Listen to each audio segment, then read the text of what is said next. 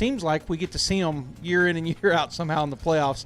They're very good. They're the number 2 seeded team. Why don't you talk about them, what we know about them, and what your expectations are? Yes, sir. Yeah, just, going back to, you talked about playing those guys.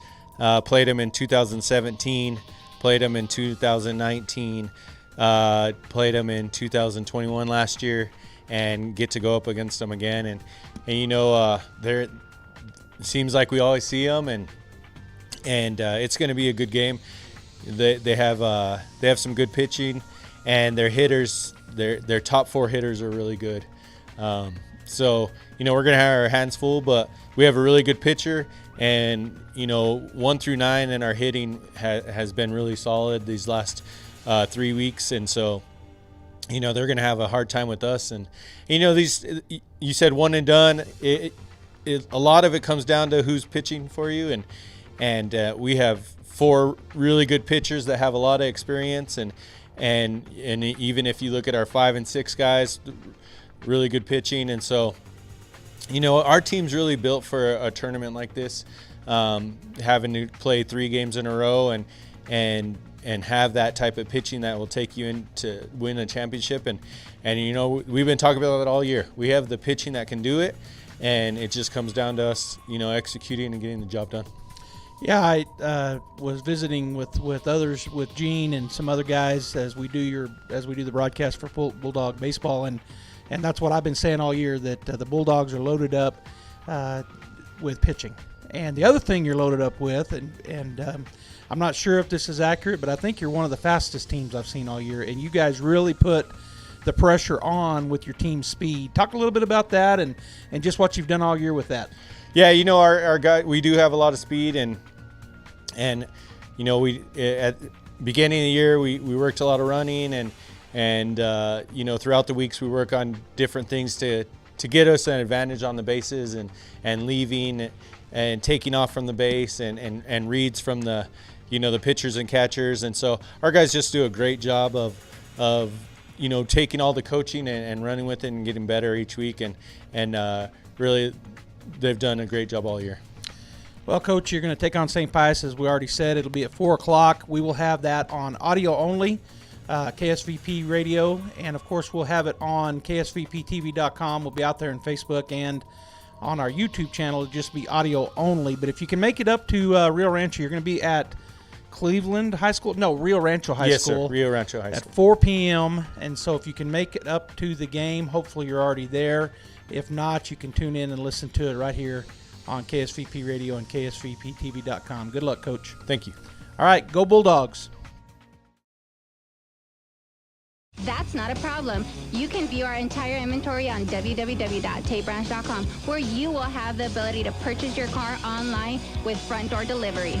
That's right. Come and visit us at www.tatebranch.com. And we do it all. Need an oil change? Come on in. No appointments necessary. Brakes making funny noises? We've got you covered. Transmissions in the dumps? That's not a problem. Come see us today at Tate Branch in Artesia, Carlsbad, Hobbs, or Roswell, where the selection of vehicles will not disappoint.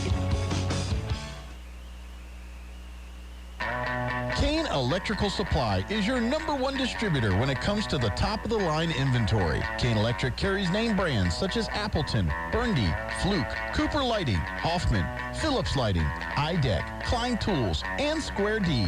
Kane Electric has your professionals and will assist you with any information you may have on electrical supplies. Kane Electric delivers on location, too. Come by Kane Electric today in Artesia at 1911 North Roselawn. If you're missing a tooth or several teeth, a dental implant may be the ultimate solution. Implants look and feel so much like real teeth that you probably forget you have an implant. Maupin and Brown Dentistry is one of New Mexico's most experienced implant providers, with literally thousands of implant patients who are absolutely delighted with the results. Call Maupin and Brown today for an evaluation. You'll be surprised how affordable implants can be. Maupin and Brown, your choice for experienced, state-of-the-art dentistry. Incredible Printing is begging you, please don't vote for Michelle Lujan Grisham. We're already last in everything. Don't vote for Michelle Lujan Grisham, please. This announcement paid for by Incredible Printing. I'm Georgia Haynes, and I approve this message. Well, hey, And we made it over here across town. We want to say a big thank you to the Lady Bulldogs softball team for knocking out their second game in an hour after we had a significant delay because of the game that was ahead of the game on the field that Artesia was going to play on. And then, of course, delay while we hunted up some umpires. I think they had to go, through the hills of Rio Rancho to find, can you ump? And they got a crew together, and we finally got started. And the softball team, which lost the first game today 4-0 to Valley, defeated Bernalillo 15-0 in 3 innings. Callie did it again.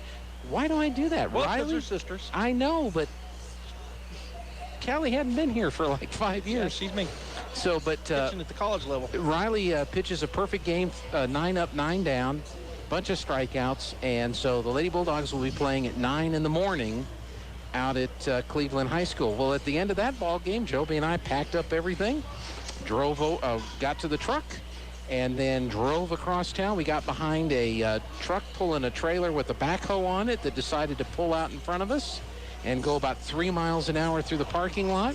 Then they went in the out entrance, so I went to the out entrance, and they still cut in front of me.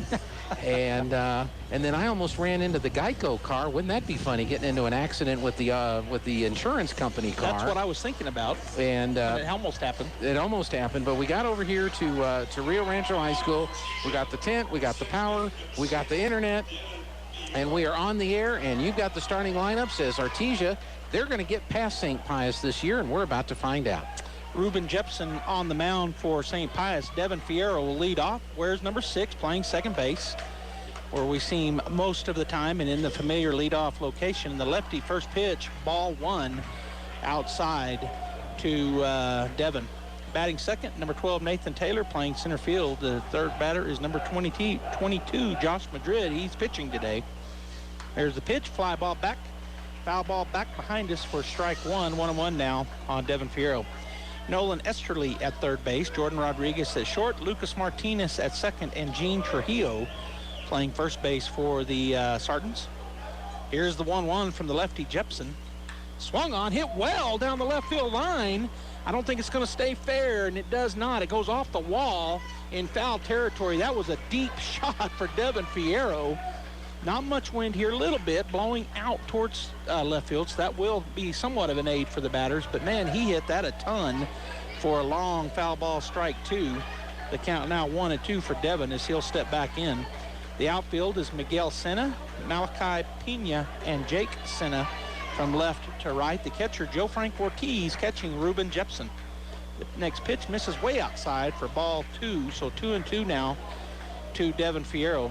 St. Pius, as Gene said, the number 2 seed, I think you said it, the number 2 seed in the tournament. And, of course, Artesia, the 7 seed.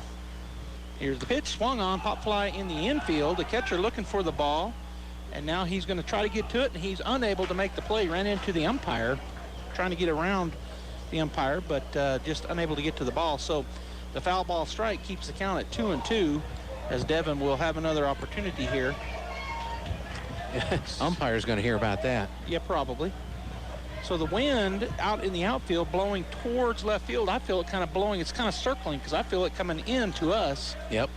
Here on the mezzanine at Rio Rancho High School baseball facility. Here's the pitch, swung on, hit well out to center field. The center fielder, though, is going to be able to get under it as it was so high up in the air, and he had plenty of time. Malachi Pena with the catch out in center field, and that is out. Number 1 for the Bulldogs here in their first game after getting the best 2 of 3 over Goddard last weekend. The first round was a 2 of 3 series. They beat Goddard Friday night and Saturday morning and don't have to play the what-if game, and that advanced them to face the number 2 St. Pius Sartans. Here's the pitch to Taylor. He looks at ball 1 low. And I hear the St. Pius fans hollering at the blue, and they're wearing black, though. Yeah. You commented on that. The umpire's wearing gray over there, but that's what everybody calls them, blue. Oh, yeah. That pitch high and tight to Nathan for ball 2. On deck is Josh Madrid, and in the hole, Davian Molina, as the Bulldogs look to get something going early. Here's the wind in the 2-0. Outside, gets away from the catcher. Ball 3 to Nathan Taylor, as he'll step back in. More than likely red light, make him throw a strike. On deck is the pitcher, the big number 22, Josh Madrid. another lefty, and then in the hole, the right fielder, number 18, Davian Molina, another lefty. That pitch is in for ball 4. So 4 straight gets the Bulldogs their first base runner as Nathan Taylor will trot down to first. And the next lefty in the lineup, Josh Madrid, will come to the plate. You were talking to Coach, for the interview, and he knew right off the top of his head the years that Artesia has faced St. Pius in this tournament. Yep.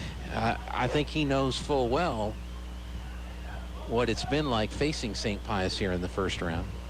He does. And or not in the first round, but in the tournament. But in the tournament. We played them in the state game once, got defeated. They had a couple of aces that year, I remember, big pitchers that went on to play collegiately, and Bulldogs gave them heck, but came up short. Next pitch is down and away from the lefty Madrid for ball 1. So 5 straight balls here for the left-hander Ruben Jepson of the St. Pius Sartans. 1-0 count to Madrid. The catcher Ortiz sets up out there, and he hits the spot that time with a fastball. The swing and the foul ball straight back by Madrid takes the count to 1-1. Probably, in my opinion, only Artesia better than this field. This field is really nice. It's all covered, which gives the edge to them, I think, over Artesia. But there's another swing. He kind of fooled him on that curveball. Josh kind of waved at that one, got out in front. There's a lot of change in speed, and he did swing at it, but it was way out of the reach of his bat. So strike 2. 1-2 now to Madrid as the lefty takes a peek over at Taylor. Long look at him now to the plate. Swing, and that's a drive into center field. That's going to bounce, and that's going to be a base hit as Taylor will coast into second. So the base hit into center field on a nice rope out there for Josh Madrid. Moves Taylor over to second, and now come to the plate. The next lefty in the lineup to face the left-handed pitcher, number 18, Davian Molina. Bulldogs wearing their white pants with the long orange stirrup socks, the black uniform tops with the orange numbers and letters. Here's the lefty taking a long look at Taylor. Taylor's got a big lead, and he steps off. Nobody was coming in behind him, but he steps off because he was getting a huge lead with second baseman and shortstop ignoring him. He's getting a big lead again. The shortstop kind of sneaking in on him. The pitcher, Jepson, takes a long look and then throws a pitch outside for ball 1 to Davian Molina. You're right about the ballpark, though, Joby. 315 down the line at left, 340 down the line at right, and is that 370 with the green monster out there? So they count that, the height of that wall. Yep. Makes it 370 to dead center. Next pitch, missed away. They're getting some grumbling from the... And we may be grumbling too. She's got a tight strike zone, the umpire does. Yeah. And so 2-0. Jepson, the lefty, Ruben Jepson, takes a look back at Taylor at second. Now to the plate. Low, ball 3. So 3-0 now to Molina. Nia Estrada on deck and Garrett Fisher in the hole. Both of those young men have gone yard a couple of times this year. So trying to get to them with 1 out. We're in the top of the first inning, and the number 2 seeded St. Pius Sartans wearing their white unis with some pinstripes on their shirts, black piping down their white pants with the high black socks. There's strike. Oh, too high for ball 4. So 4 straight to Davian, and that'll bring Nia Estrada to the plate with the bases all loaded up. And the catcher asks for time, and the umpire gives it, grants it. I tell you, this is a big moment right here, because one way to get momentum. The momentum is to take advantage of this situation, get a run or two.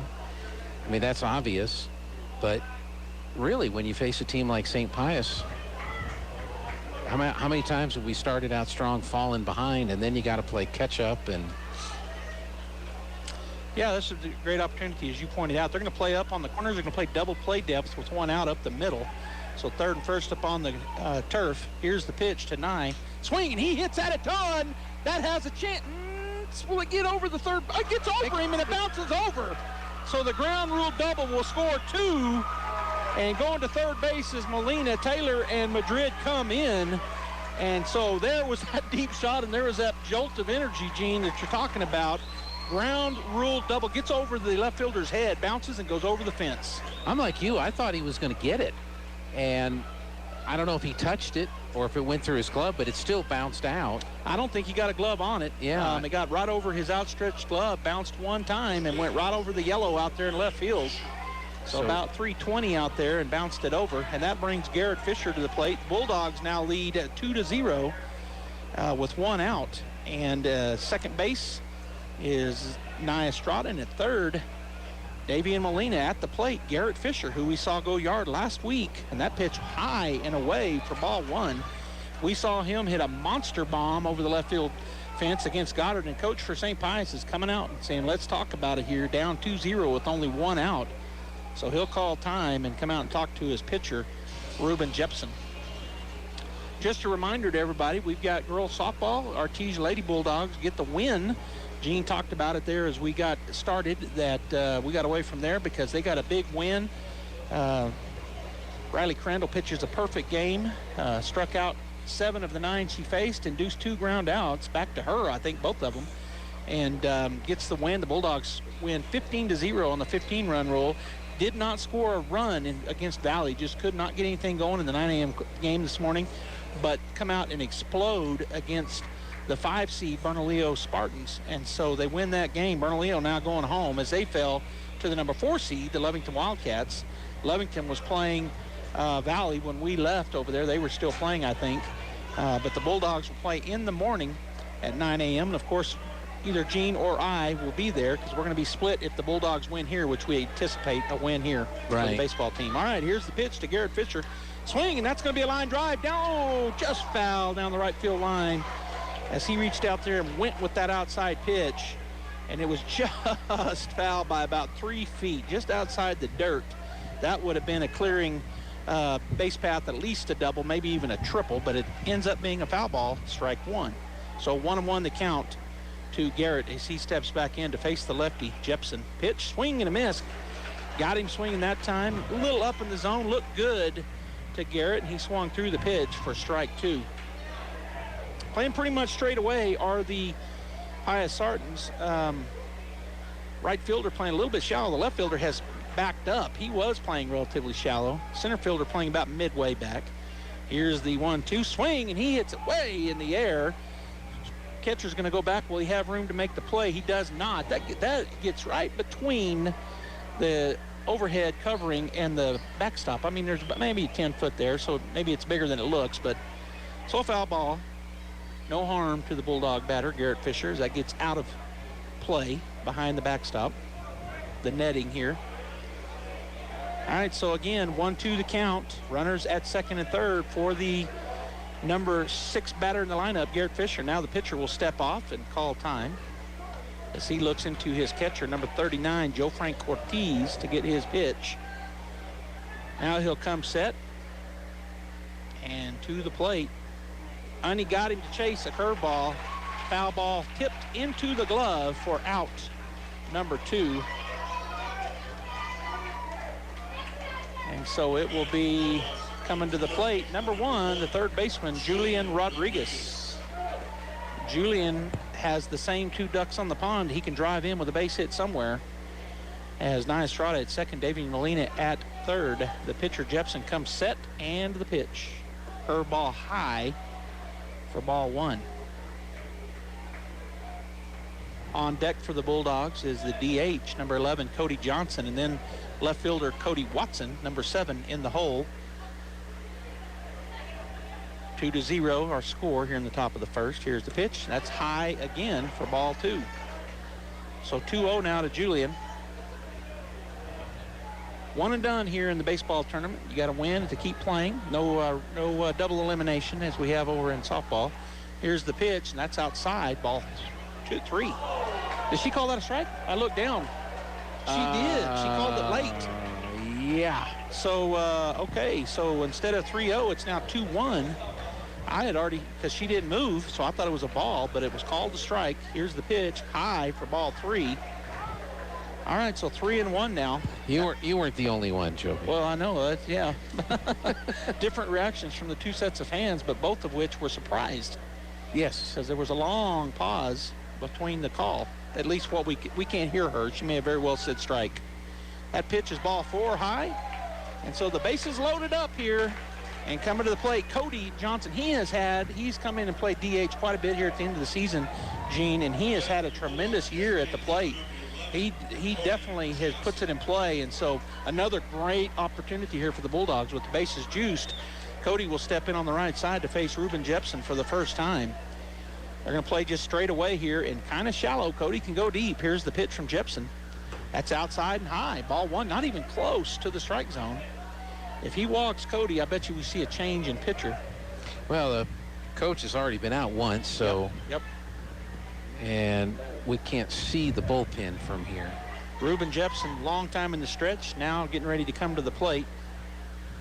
And that is going to be called strike one. And I was watching the umpire that time, and I saw the body movement that told me they said strike. So that's how I'm going to be able to judge. Okay, that'll help you out. Huh? I thought it might have been a little high, but I saw the umpire go like that. So strike, kind of lifted the shoulders. 1-1 pitch. Swing and a miss. Got him to chase one. Good pitch there. Looked like it was an off-speed pitch. So strike two, 1-2 now for Cody as he'll step in and shorten up here and try to drive it into a gap somewhere. Jepson again in the stretch, taking a long look into Ortiz, his catcher. Now he comes set and to the plate. High, ball two. So that wasn't even close, so it made it easy for Cody. He didn't even think about looking at that pitch because it was so high. It was over his head. So 2-2 now the count to Cody Johnson. On deck for the Bulldogs is the number 9 hitter, left fielder Cody Watson. And then we're back to the top of the order, Devin Fierro in the hole. And he did not go, and that is ball 3. So full count as he checked his swing. So a full count here for Cody. Runners will be off and running. He hits this somewhere. They may all 3 score because they're going to be running with 2 outs and a full count. Johnson steps back in. The pitcher going to go from the windup now. The wind and the pitch. Runners are running. Here's the pitch. Oh, and he swung, and that was probably ball 4, low and away. And so the strikeout ends the threat. Strikeout swinging. But the Artesia Bulldogs jump out in the lead. They get 2 hits, 2 runs. There were no errors, and they leave 3 runners on base. 2-0 Bulldogs. Bottom of the first coming up. And we want to thank folks who have been making our baseball and softball coverage possible this year. And they include Smile Expressions and Artesia Credit Union. Summer vacation is here, but just because you're on vacation doesn't mean your teeth should be. Protect your teeth this summer with a few summer tooth tips. First, drink lots of water. Believe it or not, most of the problems start with a dry mouth. Keep yourself and your mouth hydrated and happy. Avoid sugary drinks and avoid chewing on ice. Sure, it cools you off, but it's not great for your teeth. Don't forget to brush and floss regularly and dry out your toothbrush. Save your teeth for summer's sake. These tooth tips brought to you by Dr. K. Youngren and Smile Expressions, 2520 Hermosa Drive, Artesia. When was the last time a bank asked you if you'd like to keep more of your money? At Artesia Credit Union, you pay yourself by avoiding big bank fees and all the corporate investors that go along with them. Let Artesia Credit Union help you achieve financial happiness. From home and auto loans to a working line of credit or sending your kids to college, membership is open to anyone who calls New Mexico home. Stop by the branch on 5th Street or log on to artesiacu.org. Artesia Credit Union, member NCUA, an equal housing lender. Well, we got right now. We have time? No, okay. Welcome back here to Rio Rancho, New Mexico, as we go to, what is this? The bottom of the first inning, Joby, and the Bulldogs, or bottom of the first inning, and the Bulldogs jump out and score a couple of runs. And why don't you set up the Bulldog defense as they get ready to face the St. Pius Sartans for the first time this afternoon? Cody Watson out in left, Nathan Taylor in center, and Davian Molina in right. Frankie Galindo catching Josh Madrid, the pitcher. And the infield, Julian Rodriguez, Nia Estrada, Devin Fierro, and Garrett Fisher, third to first. And leading off things is the shortstop, number 23, Jordan Rodriguez. And he's been asked to remove his chain from around his neck.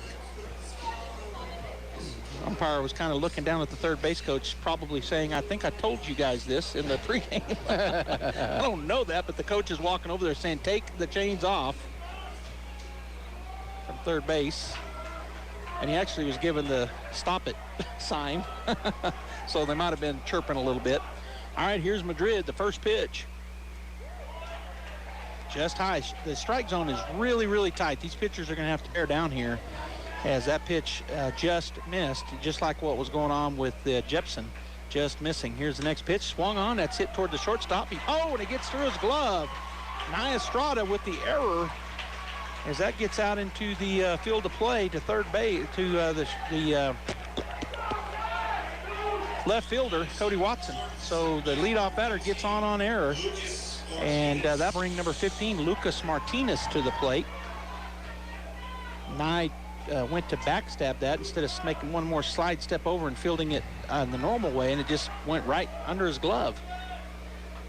So runner at first base and the tying run at second, and now the batter batting from the left side calls time, and he's going to go all the way down and talk to his coach at third base to make sure he's got his sign right. He was about ready to get a pitch thrown to him, and he called time and trotted all the way down, almost all the way down to the third base coach. And now he's trotted back and gotten to the left side batter's box. Madrid from the stretch. He takes a look over. Pretty good lead over there for the Jordan Rodriguez, the shortstop. Fisher holding him on. That pitch bounces up there, but a good job by Frankie Galindo to keep that in front of him. In fact, he caught it. Now the umpire telling the St. Pius Spartans they got to all be back behind the fence in the dugout. So stop a play there just momentarily. 1-0 pitch. Madrid to the plate. Bounces. Again, keeping it there around the plate. It bounced away from Galindo, hit the batter, but the runner does not move over on ball 2. So Frankie doing a good job that both 2 pitches in a row that were just down in the turf to make sure that runner doesn't move. Lucas Martinez, the lefty, steps back in. 2-0 count. Madrid says yes to the pitch, comes set, now to the plate. Again low. Ball 3, so all 3 of those really low for Madrid. Almost bouncing up there. Right on the plate. So 3-0 the count. On deck is number 43, Gene Trujillo, the first baseman. And in the hole, number 25, Cohen Mulville. He is the DH, batting in the 4-hole cleanup spot for the Sartans. All right, so 3-0 count. Madrid comes set, looks over at first, now to the plate, and that's called strike 1. So he just throws one right down the middle, and taking all the way was the batter, Lucas Martinez. So 3-1 the count. Rodriguez again getting a pretty good lead over there against Madrid. At first he fakes the run. Whoa, nice curveball. Well, actually that might have been it looked like I was going to say curve, but I think it just had movement on the fastball, and that catches the inside corner. So now a full count after 3 straight balls. We've got 2 straight strikes and a full count to Martinez. Here's the pitch, and he's outside, ball 4. So nobody out. And with an error and a walk, the tying run now stands at first base. And that brings a big kid. Holy cow, I didn't notice him out there in the defense. Gene Trujillo is the first baseman. I didn't pay attention. He looks like he's about 6'4". Oh, he's tall. Tall. And catcher goes out and talks to the pitcher for just a second. I mean, can you think of the worst way to start out an inning? An error and a walk? And a walk. Not the most conducive way to do things you want to do, right? No. Boy, that smoke coming from the grill over there smells good, doesn't it? I haven't seen anybody offer us any, though. Well, Coach, I'm going to say something after this. Here's the pitch, swing, and a pop fly. If we can get to that, if it stays in and going over making the play as a third baseman, if he can get to it, and he's unable to. Boy, he lost it in the sun. He looked down. Doggone it. Julian tried to get there, and he didn't get it. And it was high in the air with his breeze. It was moving on him. He's unable to reel it in. And I think he may have lost with the glasses on, because he flipped the glasses off. And yeah, he flipped his cap, and yeah. So it looked like he lost the ball there for a minute. That would have been a big help to catch that one, but unable to, as that went about a mile high. Foul ball strike. So the count 0-1 to Gene Trujillo, a left-handed batter, the first baseman. He's facing our big lefty. Here's the pitch, swing and a miss. Nice curveball there. Dove at the last minute on him and come up empty did Trujillo. So 0-2 now the count to Trujillo with the DH, number 25, Cohen Mulville over on the on-deck circle, and Malachi Pena, center fielder, in the hole. Not quite in the circle. I'll look down there to see. He's just outside of it. All right, so Madrid takes a peek back at second. Another peek back. Now to the plate. Swing and a miss. Got him with another curveball, and there's strikeout number 1 for Madrid. Swinging strikeout and out. Number 1 here in the bottom of the first. And that'll bring the number 4 hitter, DH, Cohen Mulville. Well, now you set up a double play opportunity to get out of the inning, force at third or second to get an out. So you kind of help yourself out by getting that first out strikeout.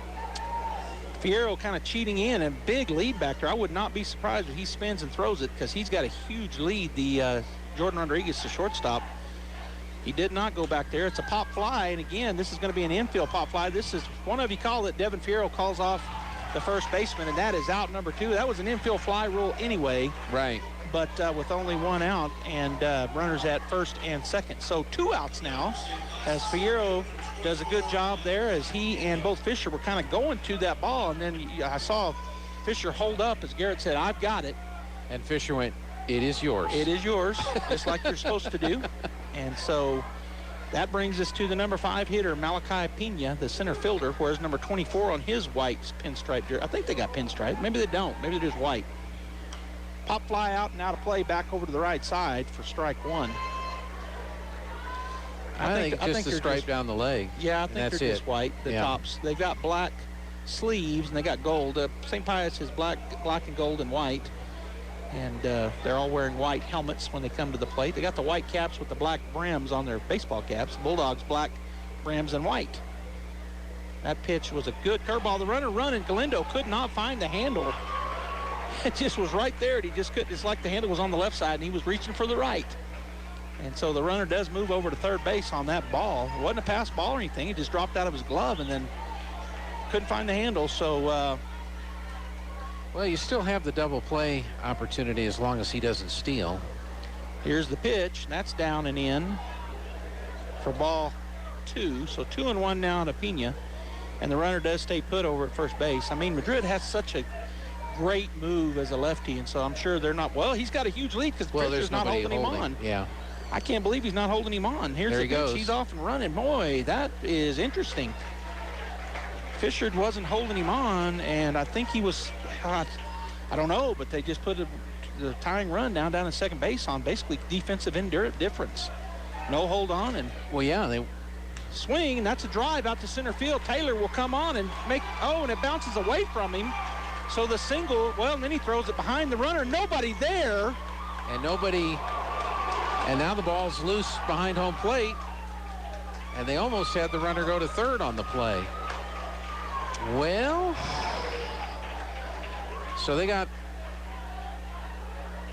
they got 2 runs out of it, right? They get the single, and both runs will score. So that ties the game at 2. Game up. I don't know. I'm not sure why we weren't holding on, but we weren't. So he gets down to second easily, and then, of course, the next pitch is a line drive single that scores them both.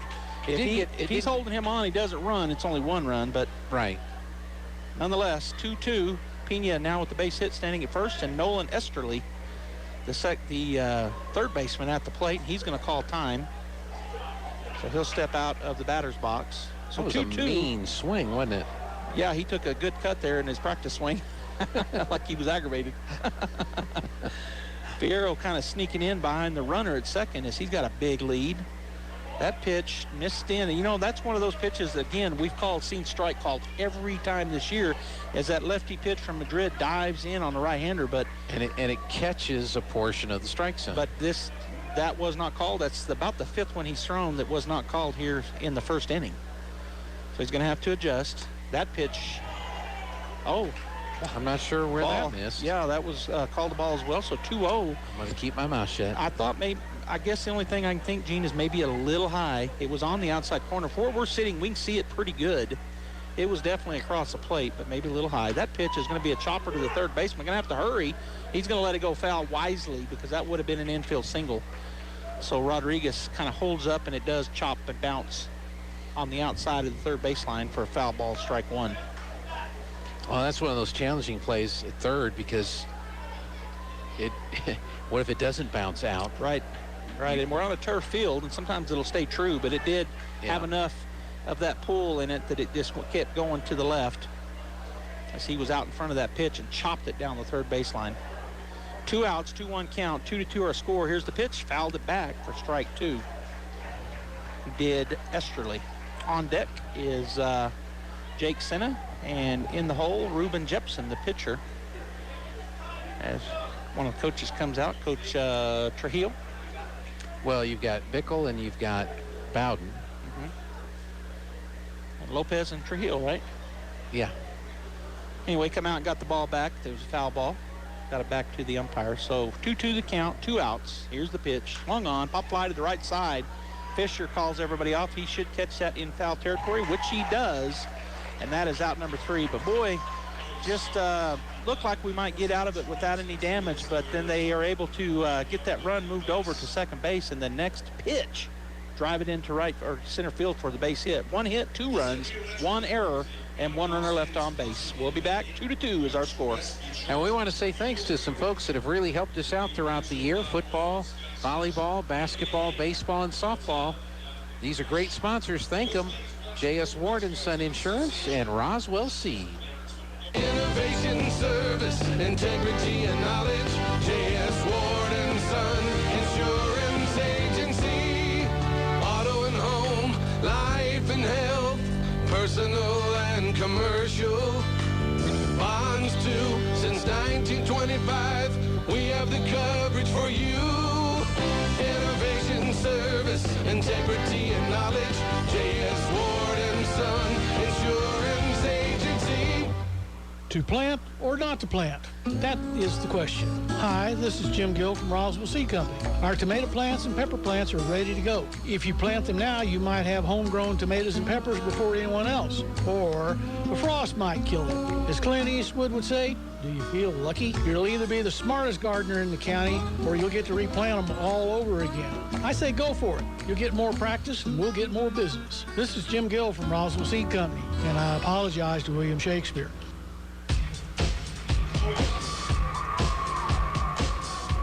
Well, we're back here at Rio Rancho High School. 3rd game of the day in the 4A quarterfinals, tied at 2. There's a base rip out to right center field by Cody Watson to lead things off. The number 9 hitter in the lineup. Bats from the left side, strokes it out to right center field for the single. And that's how you want to lead off an inning. And that gets us to the top of the order. Devin Fierro, who is 0 for 1. He flew out his first time up. But he normally is one of those guys that gets on base a lot. Fierro, that's why he's in the 1 hole. And so a good spot here with nobody out and the leadoff batter down at first base. Jepson, the lefty, comes set, takes a look over at Watson. Going to turn to bunt it. He does bunt it, but foul down the right side. Tries to push it to that first baseman, make the pitcher come and get it. And the first baseman stayed put. They got big guys on the corners. No, they really do. Look at them. They're big, tall dudes.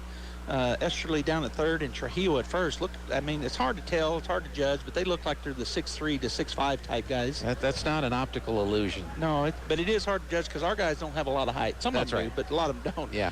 So again, the third baseman charging. Now he's going to pull it back.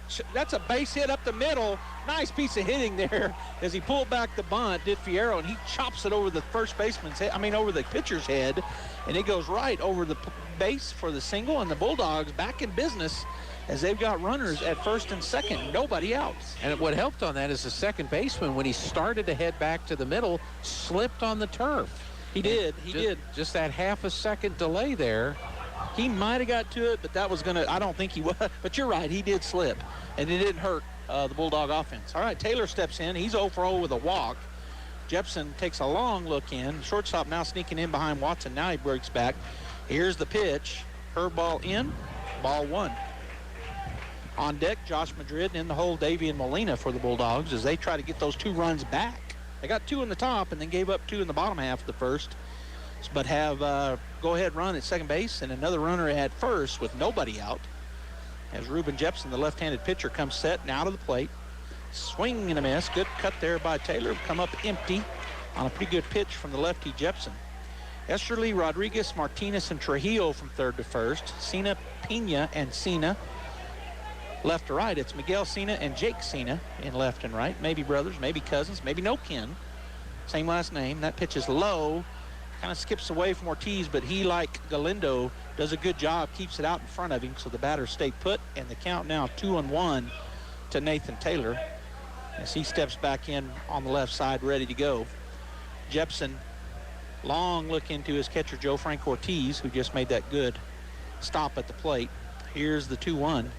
Swing and a pop fly back and over us and out of play for a foul ball, strike 2. So Taylor now 2-2 as he steps back in. They're playing him to pull as the center fielder playing over to right side there Right fielder playing pretty much straight away, but center fielder definitely shading to the right side. There's a swing. That's a chopper or a line drive right at the second baseman. He goes to the first baseman, but safe at first is Nathan Taylor to break up the double play with his speed. So he moves the runner over on the fielder's choice. 4-6 put out. So safe at third is Cody Watson. Out at second base on the fielder's choice. And force out was Devin Fierro. And so that'll bring Josh Madrid to the plate with runners on the corners and only one out. So a deep drive here, a pop fly out in the outfield would score a run. Or just hit it somewhere where they ain't and score one, at least one, and get the lead back. 2-2 is our score, one out. Here's the pitch. Down and in, ball one. Josh is 1 for 1. He singled his first time through. He's one of the runs that, one of the 2 runs that scored. So he steps back in on the left side. Left fielder at regular depth, but center and right, they're kind of shading him a little bit towards right. Right. And here's the pitch. Runner is off and running. They're going to fake the throw down. Oh, no. Watson's going to have to hurry. He's out.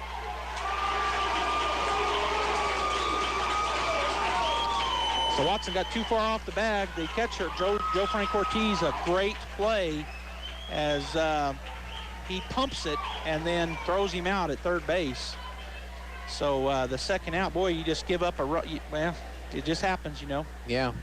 So the running error is picked off down there at third base. And a strike called. And it was a strike called. And there is strike 2 on a big swing by the batter, Josh Madrid. Well, in a way, we're almost a victim of our own success at coming down the line at third. I mean, we push that to the limit just about every opportunity we get.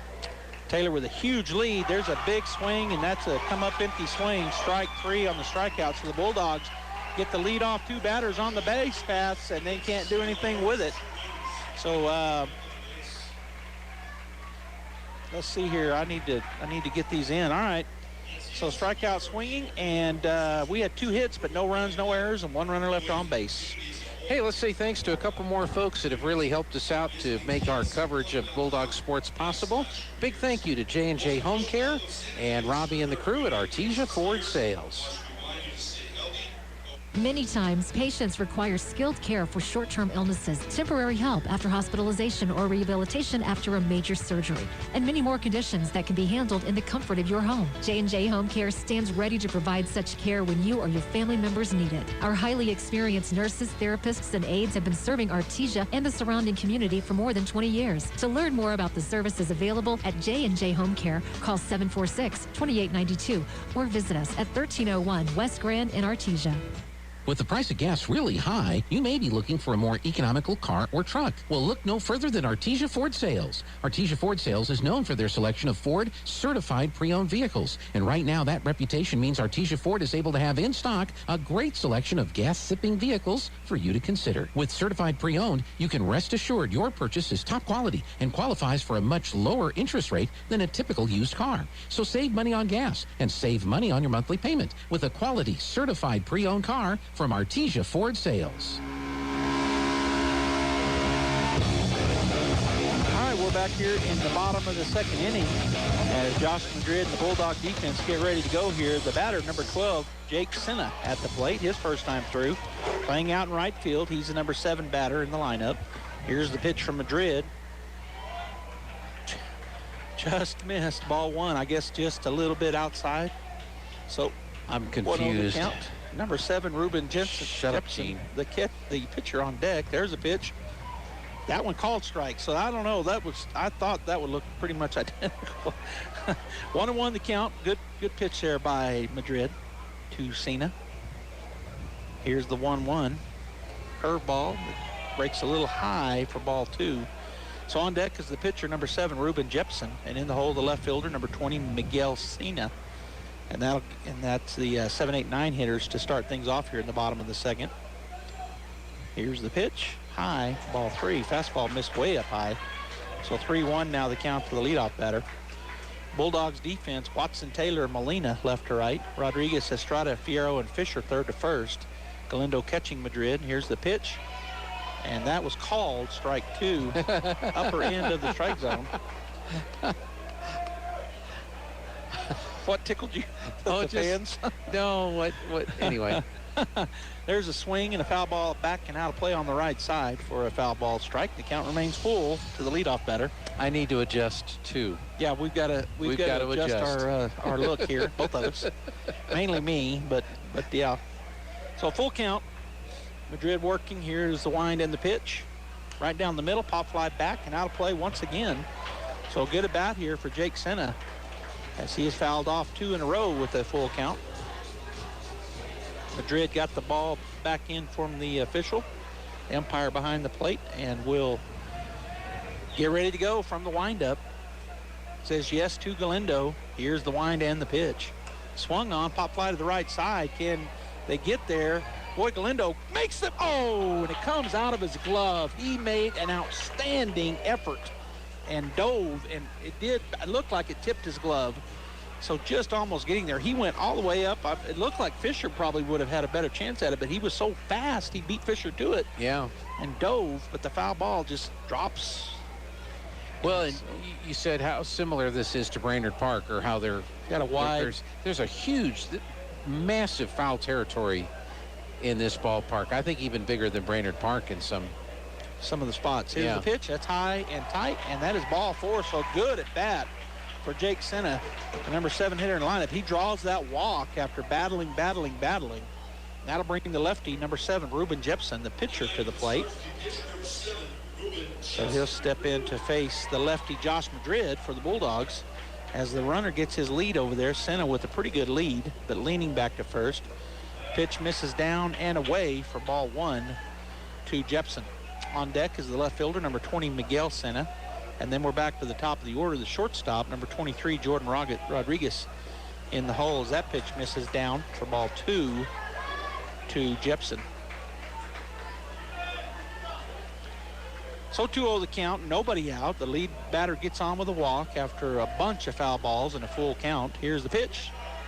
And that one was just a little bit high. The strike zone is really, really tight. The tightest I've seen, I believe, this year for a Bulldog baseball game. So these pitchers really having to bear down here. Madrid with a 3-0 count to the plate.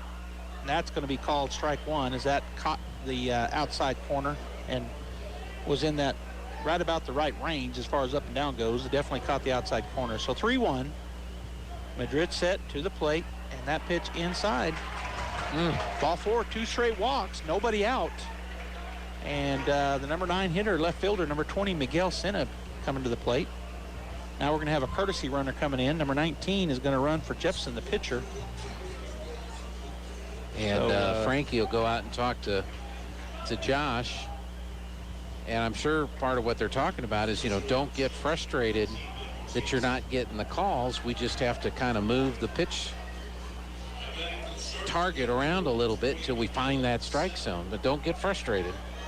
Probably right. All right, so number 19, Ben Martinez, comes in as a courtesy runner for the pitcher, Jepson, who just drew that walk. Senna at the plate. This is Miguel Senna, the left fielder. He's scoring to bunt. He does put the bunt down, but it's going to be foul off to the right side for strike 1. Got the bunt bat on it, but couldn't keep it in fair territory.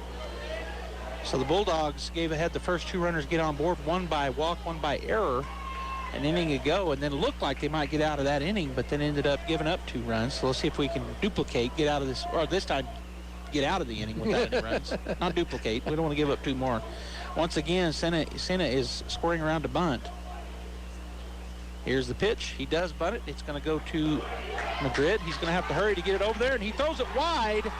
That's going to be a lot of base running because that goes out all the way. That might be an in the Parker on that as Davey Molina will get it in time. So, yikes. So the error on the pitcher. 2 more runs come across. And Bulldogs now down by 2. Coach Ortiz is going to go out again, try to calm Josh down. That was just the runner had such a good lead coming off the second. Josh did what he was supposed to do, look at third, but there was no way he was going to make a play. And then I thought, okay, well, I got to hurry the throw over to first, and that's when he gets past the first baseman. He goes all the way in the corner. And we talked about how the right field corner, 340, that's one of the deepest corners of any ballpark. So you get it in a corner like that, like you said, that almost could have been an inside the park hit. He was waving him to go home, and then Davian got to it quick enough and fired it in. Right. That the coach down at third base put the stop sign on him as he rounded third base. He was waving, and then he was watching Davian. And so the good quick throw in, the fire in from Molina kept that in the Parker off the error from happening. So 4-0 is the score. 4-2. 4-2, and we still have no outs. Runner at third base, a pair of walks, and both walks, and then an error. Here's the pitch to the leadoff batter. Pop fly over to the right side. That's going to get out of play. The first baseman, Garrett Fisher, trying to see if he had room, but he did not, even though it's wide, as we've said here, big, wide foul territory, like Brainerd Park, but not enough room there. Got out over the third base dugout over there. So 0-1 to Rodriguez, the leadoff batter. He is 0 for 1, but he did reach on an error to start the ball game off, and then he scored one of those 2 runs. Here's the pitch, bounces up there. Galindo blocks it. It goes off to his left, but the runner can't come home because he kept it in the vicinity, did Galindo. It did score it away from him, but he was able to block it enough. It didn't get back to the backstop. 1-1 the count, nobody out, runner at third. There's a swing, that's a base rip, that's an RBI single, as Watson will catch it on the first hop, throw it into the shortstop, and the lead now 5-2 on that play, as coming in home was the runner at third base, and now, like I said, the lead 5-2, and still nobody out here is the number 2 batter in the lineup who walked. His first time through, Lucas Martinez will step in on the left side to face the lefty Josh Madrid. So we started the game with an error and then the walk, and then we got a pop fly that we dropped, and then they ended up getting those 2 runs. So we're kind of back in that same spot here. There's a swing. It's a high pop fly over to the right side, and it looks like it's going to get out of play, which it does, for a foul ball, strike 1. Was that a move from that?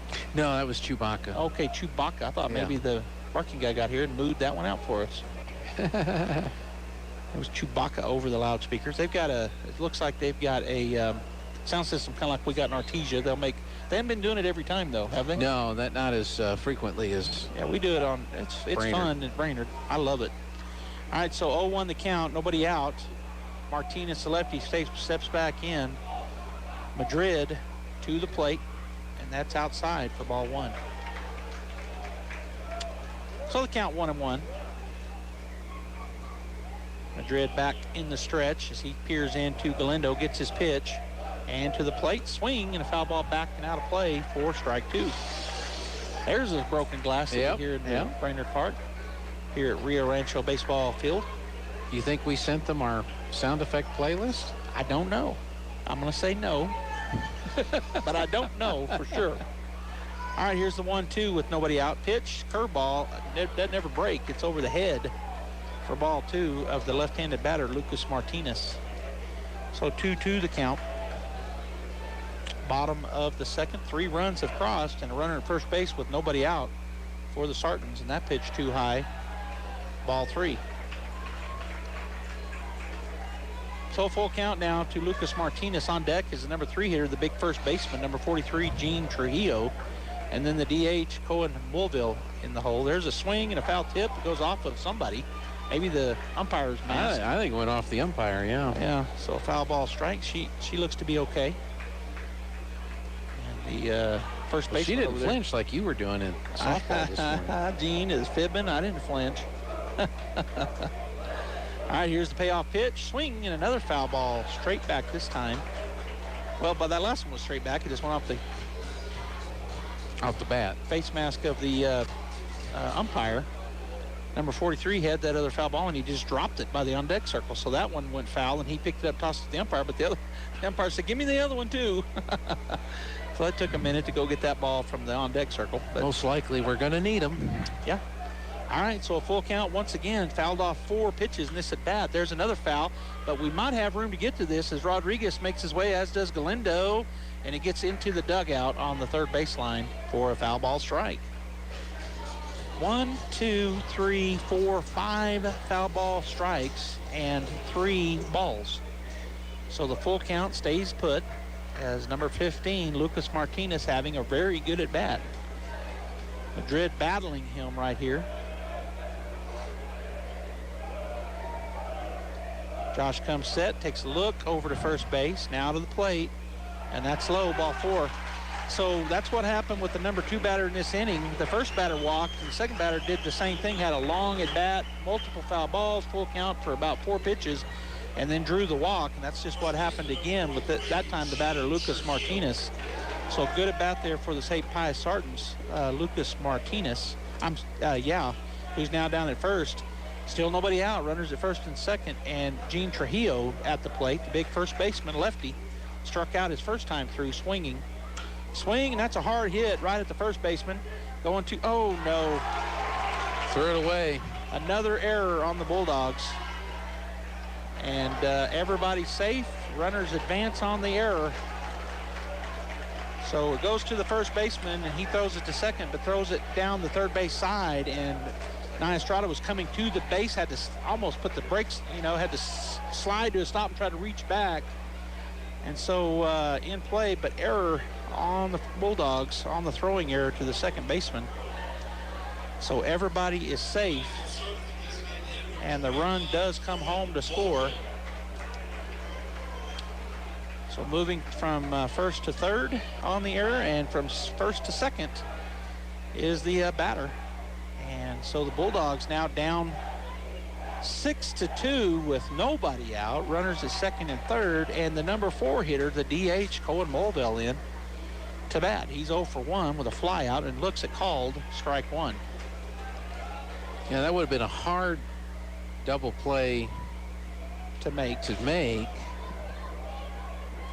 You most likely would have gotten the force out at second. Well, that's where he went. No, but I meant as far as turning 2 with it, that might have been hard to. Yeah, I don't think they were turning 2. You're right. I think if the ball was on target, and then yeah, he would have got the force out, but not the double play. No, he might have tried to come to. He might have tried to, but I don't think they'd have got it. I agree with you. But instead, the row was errant, and so we are where we are. Here's the pitch. It's a ground ball. It's a slow ground ball. Fierro's going to have to hurry. That is going to score a run. He does get there and make the play, 4-3 the put-out, but another run comes across, and that's only the first out. Well, that's his only option. As slow as that was hit, nothing he could do. He really didn't have any place else to go, and let's get the out. Now, again, if you don't make the errors, if you got that guy out at second base and you a couple of other plays, then you don't give up 5 runs so far. Right. Coach Ortiz goes out and has a conversation with Madrid, and this is the 3rd game of the day in 4A, and this thing does not recognize my thumb anymore. So we're going to have a change. Coach Ortiz is going to move the second baseman Fierro to short, and coming in to pitch in relief of Madrid will be Nolan Esterly. So we'll see what they do. It looks like Madrid is going to stay in, but we'll see. I guess we'll go ahead and take a break, Gene. The score 7-2. We're still in the bottom of the second inning with 1 out and 5 runs have crossed. They got a runner at third, and so we'll be back after the pitching change. Hey, and we want to say thanks again to some of our great sponsors who help make all of our sports coverage possible on KSVP, and they include Frost Mortgage and Central Valley Electric Cooperative. Hello, Martin here from Frost Mortgage. I want to tell you about something really, really awesome. It's my Zero for Hero program. Are you a veteran, current military? Do you work in the medical field, the police department, fire department, or are you in the school system? If you are, then we need to talk. The My Zero for Hero program can assist you with either your closing costs or your interest rate. So call me at 575-749-6278 and let's discuss your options. Frost Mortgage is a division of Primary Residential Mortgage Incorporated. It is an equal housing lender. NMLS number 3094. At Central Valley Electric Cooperative, we recognize Electrical Safety Month every May, but we also know the importance of practicing safety year-round. Electricity is an important part of modern life, and CVE would like to share a few safety tips. Keep an eye out for overhead power lines when moving ladders or working on your roof. Replace appliances, chargers, or extension cords that have damaged or frayed cords, and avoid overloading electrical outlets. Central Valley Electric Cooperative reminds you to make electrical safety a priority this month and every month. Joby, this is the third game of the day in 4A baseball tournament. First game of the day was Los Alamos and Mayamera, and Los Alamos won 8-0. And that's interesting because Mayamera had scored 41 runs in 2 games against Santa Teresa on Saturday after losing to Santa Teresa on Friday, and they get shut down completely. I think I know why that happened. Game number 2 of the day, Los Alamos has a really good pitcher. Yep. In the 1 o'clock game, an upset. Number 5 Aztec beats number 4 Grants 4-1. All right, Nia Estrada now on the bump, and he throws a wild pitch, and that's going to score. Well, let's see, we got a play, but Galindo can't find the handle. So the wild pitch on pitch number 1 is a run scored. That clears the base paths, and the score now 8-2, St. Pius. And that run, of course, is charged to Madrid.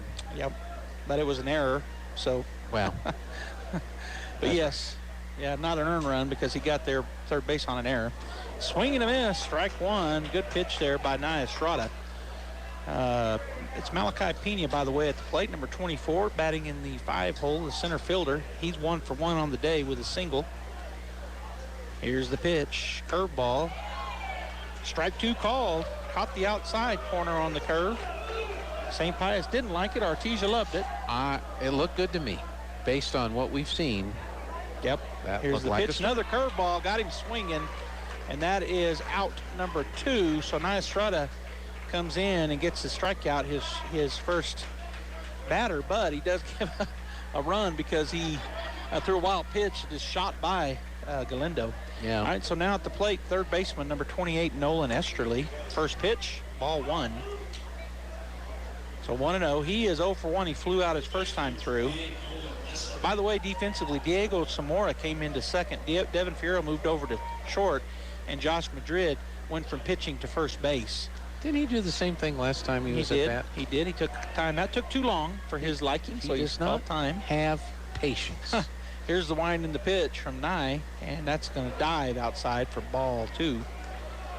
Curveball that was really low and away. In fact, it bounced out on the batter's box on the left side, out in front of it. Here's the pitch. That's a fastball in, pop fly, and who's going to get to it? Nathan Taylor coming across, and he will be out underneath it and make the play for the third out. But boy, a lot of damage done there in the inning as St. Pius gets a bunch of runs. They get 6 runs off of 1 hit. Yeah. 2 errors and no runners left on base. The score 8-2 going in top of the third. Hey, let's say thanks to some more of our sponsors. They've been with us all season long. We really do thank them. Hope you thank them too. HF Sinclair and State Farm agent Sandy Stockton. You know what happens in the spring. It's cleanup time. And AC&B, HF Sinclair, Navajo Refining, and the Boy Scouts are at it again to help clean up our community. The Scouts will come to your house and haul off items that you need to dispose of and have no way of hauling.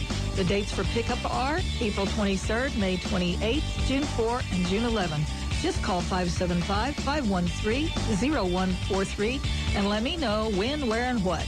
Take advantage of this free service and let's make Artesia clean and beautiful. You've changed thousands of diapers, cut off hundreds of crusts, played hours of peekaboo and duck, duck, goose. but you'd do anything for your kids. That's why it's so important to protect them with life insurance from State Farm. State Farm agent Sandy Stockton will help make it easy and affordable to help you protect your family, no matter what the future holds. Because for the people you'd do anything for, life insurance could mean everything. Call State Farm agent Sandy Stockton in Artesia today. Like a good neighbor, State Farm is there.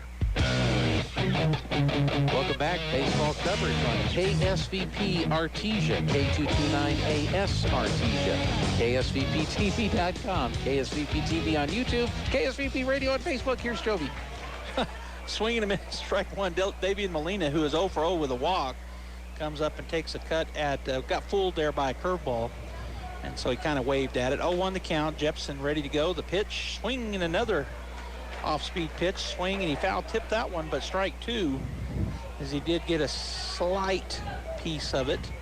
So 0-2 quickly to Davian. On deck for the Bulldogs, the pitcher, the now pitcher, Nia Estrada, and in the hole, I think will be Zamora, as that pitch bounces up there for ball one, trying to get him to chase another curveball.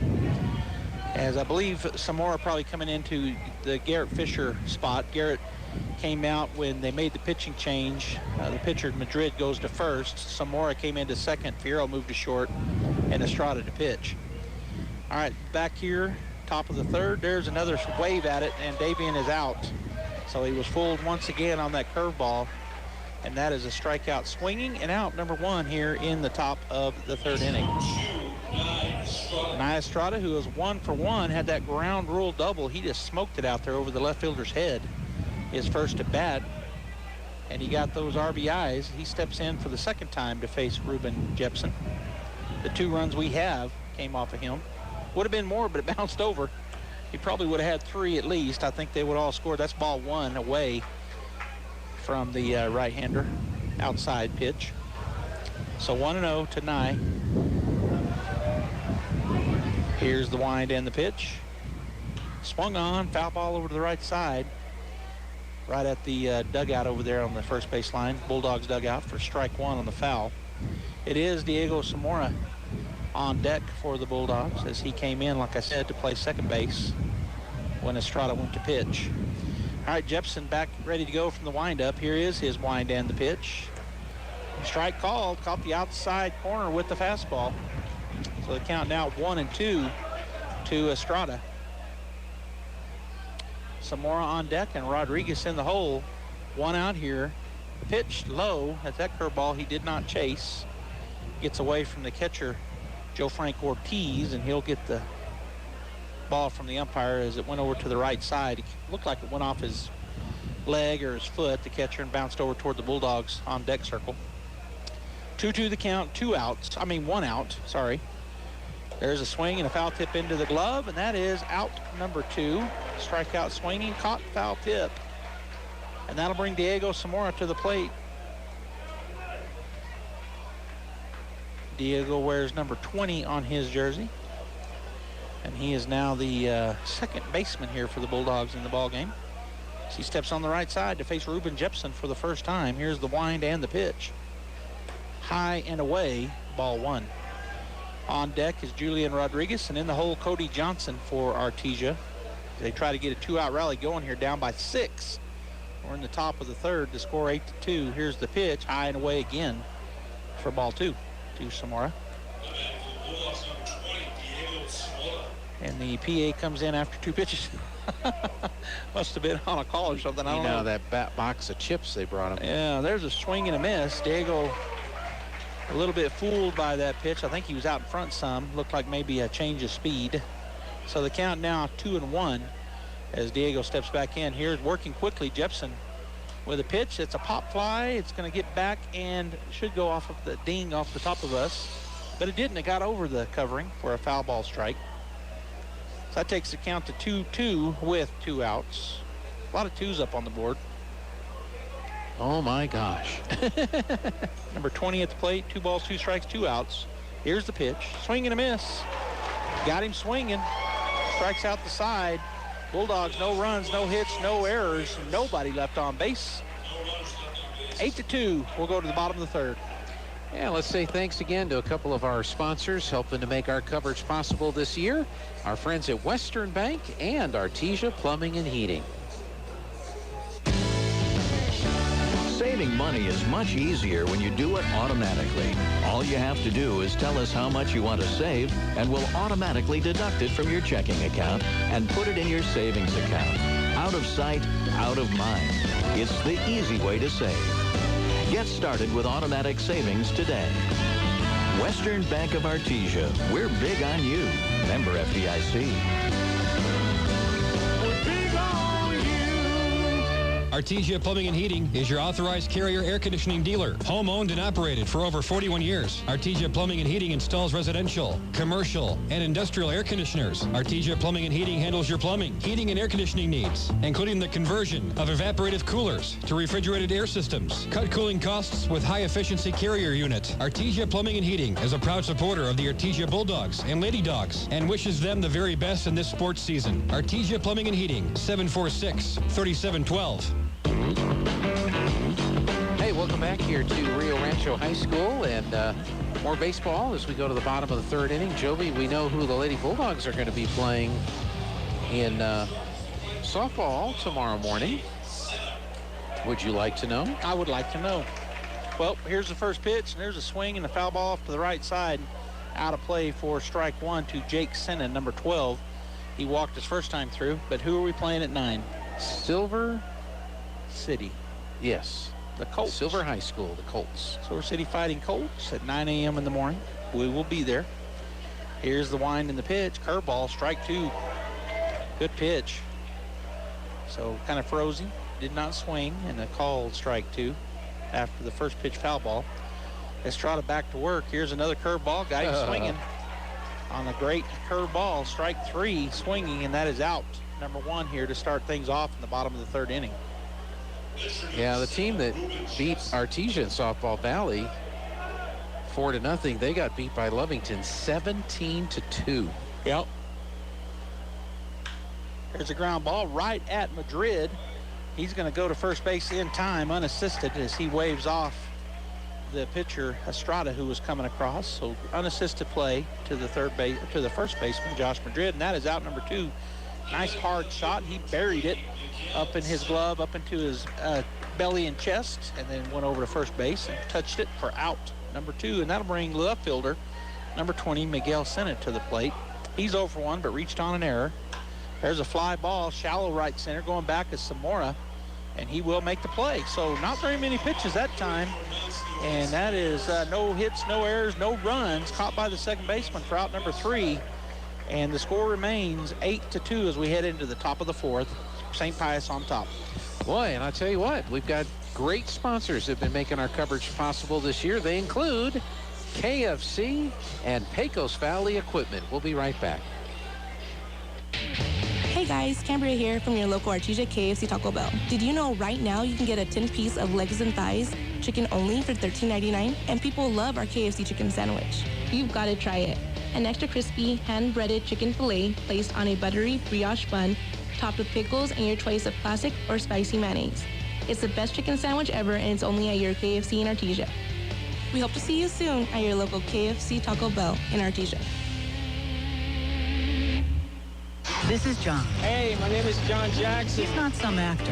He's a steward of the land with a John Deere 3 Series tractor and a PTO Quick Connect that hooks up rear implements with a single click. John runs with us because to him, there's nothing more important than connecting with the land. Nothing runs like a Deere. Hear John's story at Deere.com.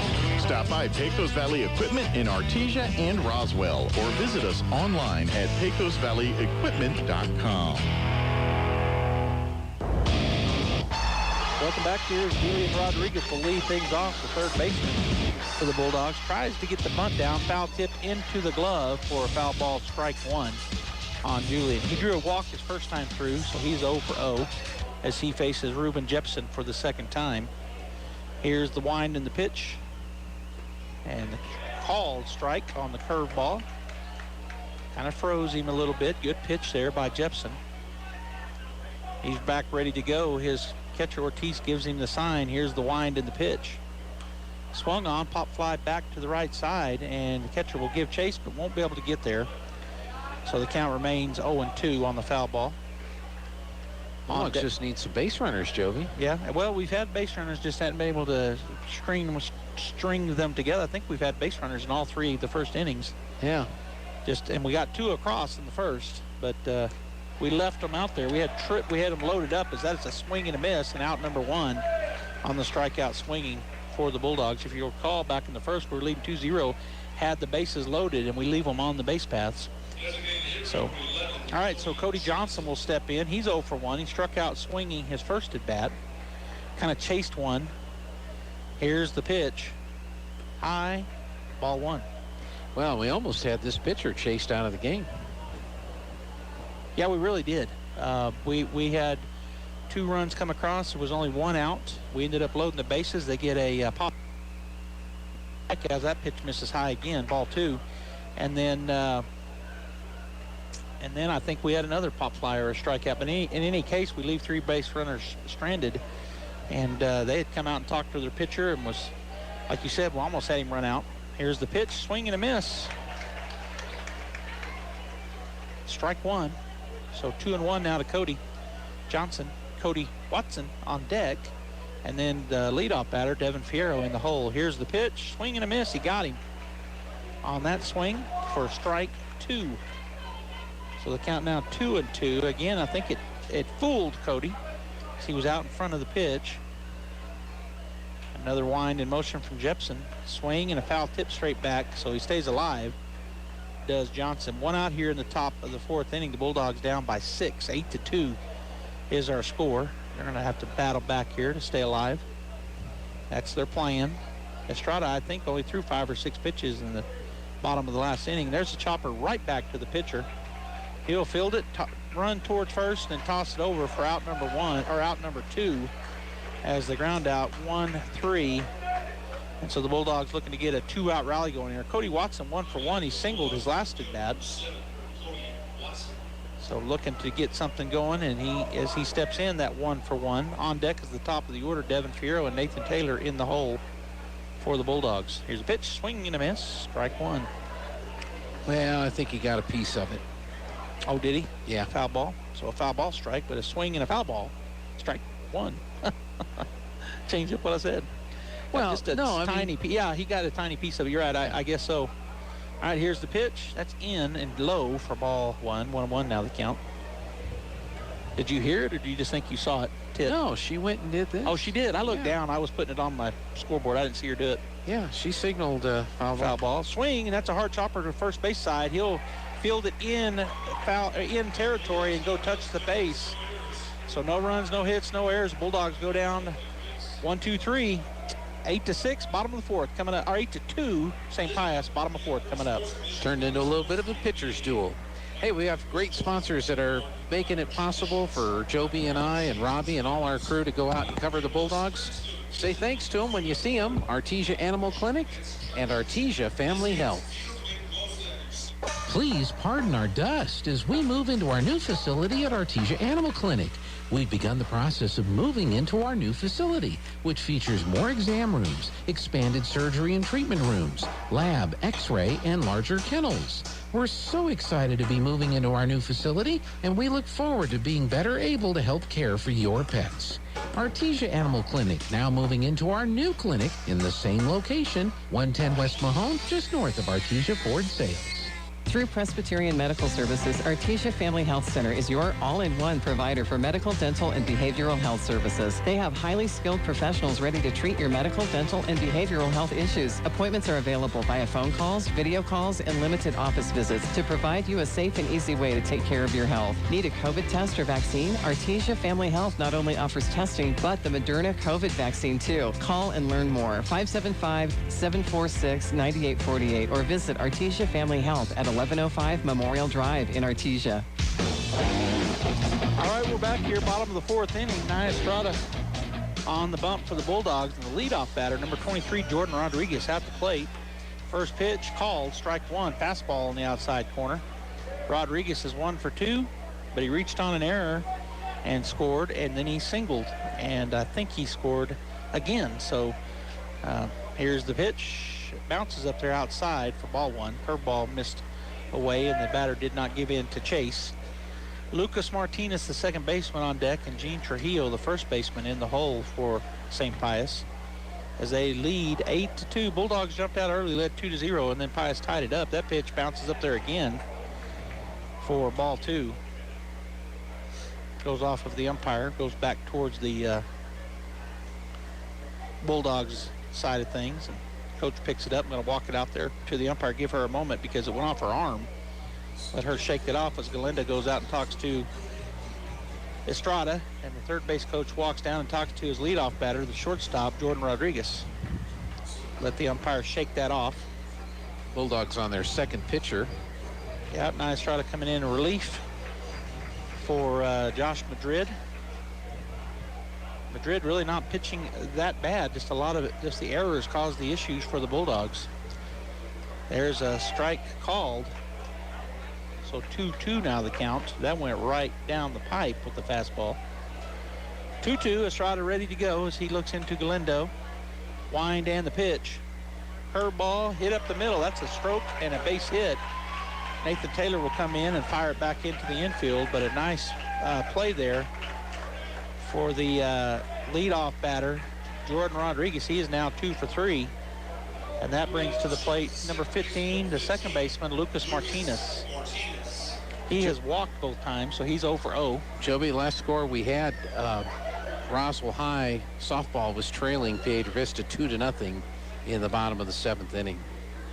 Snap throw over, not in time, from the right-hander Estrada. You know, that's the first throw over we've seen in this ballgame. It is. There's been a lot of base runners for either team. Nobody's thrown over until that time here in the bottom of the 4th inning. Leadoff batter gets on, and now the next batter stands up there with ball one high to him, the lefty Lucas Martinez. Roswell High had lost earlier today to La Cueva, right? Mm-hmm. They were up 9.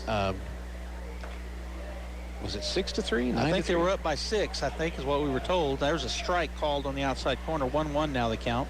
And but they said they had 5 errors in that inning, and 5 errors, and they lost the game. Yep. Errors will do that to you. Estrada with a peek over his shoulder from the set position. There's a swing and a foul tip straight back on the curveball for strike 2. So 1-2 now the count to Martinez. You know, we were sitting in the stands at softball because you and I were hired to do the Carlsbad game. Well, hired is probably not the right word. Here's the pitch. Runners off and running. Swing and a miss. The throw down is not going to be in time. So stealing second base is Jordan Rodriguez, but the strikeout swinging is out number 1. So Rodriguez moves down to second on the stolen base. And that brings number 43, the big left-hander, first baseman, to the plate, Gene Trujillo. But when Artesia got beat by Valley 4-0 in that first softball game, all the people coming in and out from where we were sitting, Artesia lost? Yeah. Artesia lost? Yeah. Did Crandall pitch? Did Crandall pitch? Artesia lost? Did Crandall pitch? Did we just go ahead and walk him? I think we did. We did walk the batter. So to get runners down in first and second, have the, and I think it's not where I just went. I think it's right here, intentional walk. Yep. So runners at first and second. Got a boo out of some St. Pius fans. I don't know why you'd boo. I mean, you get on base, but it was number 43, and he was 0 for 2. He reached on an error, but the Bulldogs walk him, get the double play in play. Estrada comes setting out of the plate. Strike 1 call to Cohen Mulville, the number 4 hitter. So yeah, you walk the number 3 hitter, Trujillo, who was 0 for 2 with an error, reaching on an error, to get to the number 4 hitter, Mulville. So I think they know something, and they wanted that force out, the Artesia coaches, as Fierro sneaking in behind. There's a shot to the third baseman. He'll touch third and not throw it to first. I'm not sure. Looked like he had time, but doesn't make the throw. So they do get the force out on the fielder's choice over to third base, and that is out number 2. Well, a couple of errors earlier in the game. Bulldogs officially have 3 errors. Is that what you have, 3 errors? And so maybe you don't make that throw knowing you've got the second out and you still have a force at any base. Yeah, he definitely took a couple of hops and like he was going to throw it and then decided not to. First pitch is outside to Malachi Pena, number 24. Malachi playing center field. He's 1 for 2 with a single and a strikeout swinging here in the ball game. We're in the bottom of the fourth, 8-2 St. Pius over our Artesia Bulldogs. Estrada, who's come on in relief, called strike one, caught the outside edge. 1-1. Again, I heard some O's from the Pius fans. Hey, did not like it. Make the adjustment, folks. We've had to. Yeah. 1-1 the count, 2 outs. Runners at first and second. As Estrada comes set from the stretch, takes a peek back now to the plate. Curveball. It's a ground ball to Fierro, and he picks it up and fires it to first base in time. Boy, he didn't just go to second. I don't, but anyway, he gets the force out, so the ground out is a 6-3 put out. So the Bulldogs get out of the inning, giving up no runs. There was, there was 1 hit, no runs, no errors, and 2 runners left on base. We'll be back. And we want to say thanks to Guy Chevrolet, big sponsor of Bulldog Sports, and Business Notions, helping us out with some great-looking logo shirts at Business Notions. We always hear about how busy the holiday season is, but is it really? I think the saying should be April showers bring May chaos. This is Danny Kirkendall at Guy Chevrolet Company in Artesia, and we want to wish all those heading off to state competitions the best of luck and safe travels. 2022 graduates, you did it. It wasn't easy and it wasn't normal, but you pushed through and we couldn't be prouder. At Guy Chevrolet Company in Artesia, we're a proud supporter of youth and high school sports throughout the Pecos Valley. Go Dogs! Even if you swing the golf club like an arthritic giant gorilla, you'll look good on the course in professional polos, shirts, and hats embroidered by Business Notions. Even add your company logo to golf balls. So don't look like a gorilla. Call Business Notions at 625-2840. Professional embroidery and screen printing, perfect for your next event and sports teams. Business Notions. Our business is making your business look good. 625-2840. All right, Devin Fierro leads things off here at the top of the 5th inning. Looks at ball 1 outside from the pitcher Jepson. Devin is 1 for 2 with a fly out and a single. Esterly, Rodriguez, Martinez, Trujillo from third to first. Senna, Pena, and Senna, and that pitch down and in for ball 2 from left to right. The catcher is Joe Frank Ortiz, and the pitcher has gone the whole way, Ruben Jepson.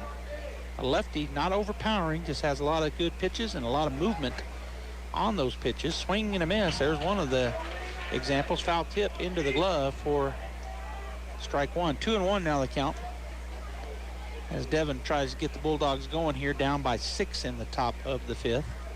Swing and a miss, strike 2. So now the count 2-2. Devin ready to go. Here's the wind and the pitch from Jepson. Swing, and he drives it out to left field. Left fielder on the run. Can he get to it? No, and it'll fall in there. And going in for a stand-up double is the leadoff batter, Devin Fierro. Great job there. Speedy Devin as he goes around. Fly ball out to left field right down the line, and that's a double for Devin. Yeah, I thought for a minute the left fielder was going to get to it, and he wound it, holding up a little bit, letting it bounce to him. Yeah, I think he was afraid he wouldn't, and then it would get by him. Yep. That wow. pitch gets over the head of the umpire and the batter and the catcher for a pass ball. For a wild pitch, and that moves the runner over. Ball 1. He just kind of let that one loose, didn't he? Yeah, so Fierro on the wild pitch, standing on third now. Nobody out. We're in the top of the 5th. Taylor, 1-0 count. Here's the pitch. Swung. It's a chopper to the first baseman. He'll come up and make the play, and the runner will have to stay at third. So the ground out to the first baseman is out number 1, and that'll bring us to the number 3 batter in our lineup, who is starting pitcher, and he's on the hook at the pitcher as the pitcher. First baseman Josh Madrid. You hate to not move that runner, There's a pop fly to the left side, and this one's going to be to the third baseman. He's got plenty of room to make the catch, and he does. So just really in the infield, but over in foul territory on the pop fly, so nothing you can do with the runner over there. And that is out number 2 after the lead-off double. And then the pass ball goes to third. Davian Molina steps in. He's 0 for 1 with a walk. Jepson comes set to the plate. Swing and a miss. Got him on a curveball. Good pitch. And Davian will readjust here and step back in as he took a cut at that curveball. Jepson again comes set and to the plate. This pitch misses away on the fastball for ball 1. 1-1 now to Davian. Again, he's 0 for 1 with a walk. He struck out swinging his second at bat.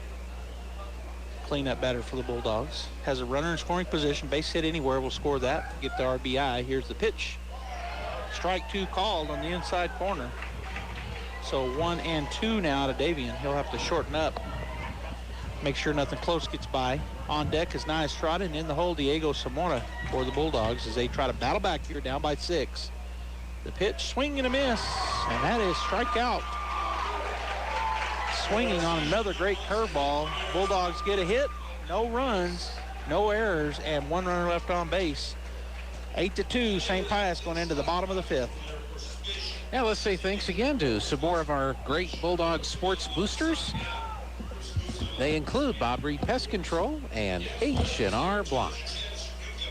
Bob Reed Pest Control has been providing pest management services for over 50 years and continues to set high standards for their customers. Protect your home, family, and pets from destructive, poisonous, and disease-carrying pests. All of Bob Reed Pest Control's licensed technicians are continuously trained and knowledgeable in the latest pest management practices, offering effective treatment plans for any situation. Call Bob Reed Pest Control today, 575-623-5344, and find them fast in names and numbers. H&R Block of Artesia is proud to be a member of the community and a sponsor of Artesia Bulldog Sports. At H&R Block, tax time is all the time. They offer year-round assistance for personal or business needs. From simple tax questions to bookkeeping, payroll services, and more. You can trust the team at H&R Block to be there when you need the most. Stop by 502 West Texas Suite A in Artesia or call 746-3456 to schedule an appointment. H&R Block, proud to support Bulldog Sports. Se habla español.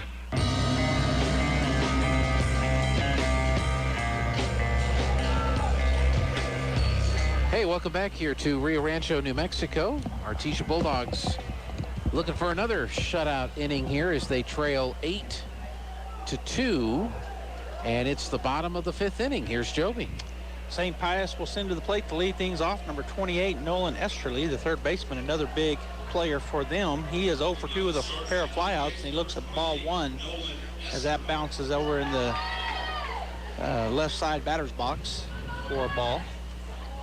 Estrada back to the wind and the pitch, and then ball 2 low. Julian Rodriguez at third, Devin Fierro at short, Josh Madrid at first, and Diego Zamora at second. Cody Watson, Nathan Taylor, and Davian Molina from left to right. Here's the 2-0, and that bounces. That was 6 feet out in front of the plate for ball 3. So really none of these first 3 pitches even close for Nye, as he'll battle back here against the big third baseman, Nolan Esterly. On deck is the right fielder, number 12, Jack Senna. And in the hole as this pitch is going to be called strike 1 on the inside corner. In the hole is number 7, the pitcher, Ruben Jepson. 3-1 the count, nobody out. We're in the bottom of the 5th. Here's the pitch. Swing, a hard hit right at the shortstop. And he bobbles it, and that's going to be E6. Couldn't get it out of his glove, and when he did, he dropped it. And so the error on the shortstop puts the leadoff batter down at first base. And so nobody out, and Jake Senna coming to the plate. Jake is 0 for 1. He's walked and struck out swinging. Guys, can y'all not sit there?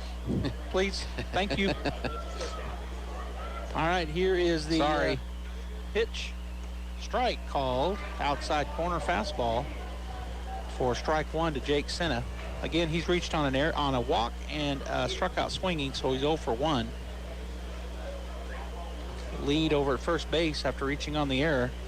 There's a swing, and that's a little bloop to the right side. Josh Madrid will go catch that in foul territory for out number 1 here in the bottom of the 5th inning. This little bloop fly in foul territory and plenty of room. Josh makes the play. Runner stays at first. What I said sorry about, there were 3 Los Alamos fans And they sat right down in front of these guys, the other announcing And they crew. told them. And they said, no, you can't sit there. And say, okay, well, we'll move down here in front of Artesia. And I said, no. Can't sit there either. Here's the pitch. Strike called, a fastball, good one to Jepson, the lefty. Caught the outside corner from Estrada. And now the third base coach is going to come in and talk to his batter. And wait a minute. What's going on here? I don't know. I think he wants a courtesy runner for the guy down at first base. He does. So he's going to have a pinch runner because that's number 28 coming in to run for the third baseman. Nolan Esterly will be number 6. So that's not a courtesy runner. That's a pinch runner. Pinch runner. He said courtesy up there, but it's okay. So I don't have a number 6. So what did he say his name was? Thought he said Lujan. Lujan. I'm looking. So on my Is it 6 roster, or 7? It's 6. It's 6. Don't have him on my roster, so I'll fix that in a minute. So we have a courtesy runner in there. It's 0-1 to Jepson. That first pitch strike from Estrada. 1 out. There's a swing and a foul back into the net for foul ball strike 2.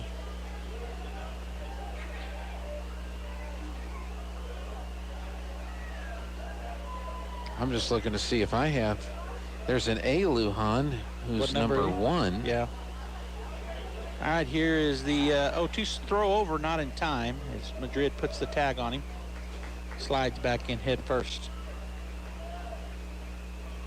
I could create a player, but he's courtesy runner.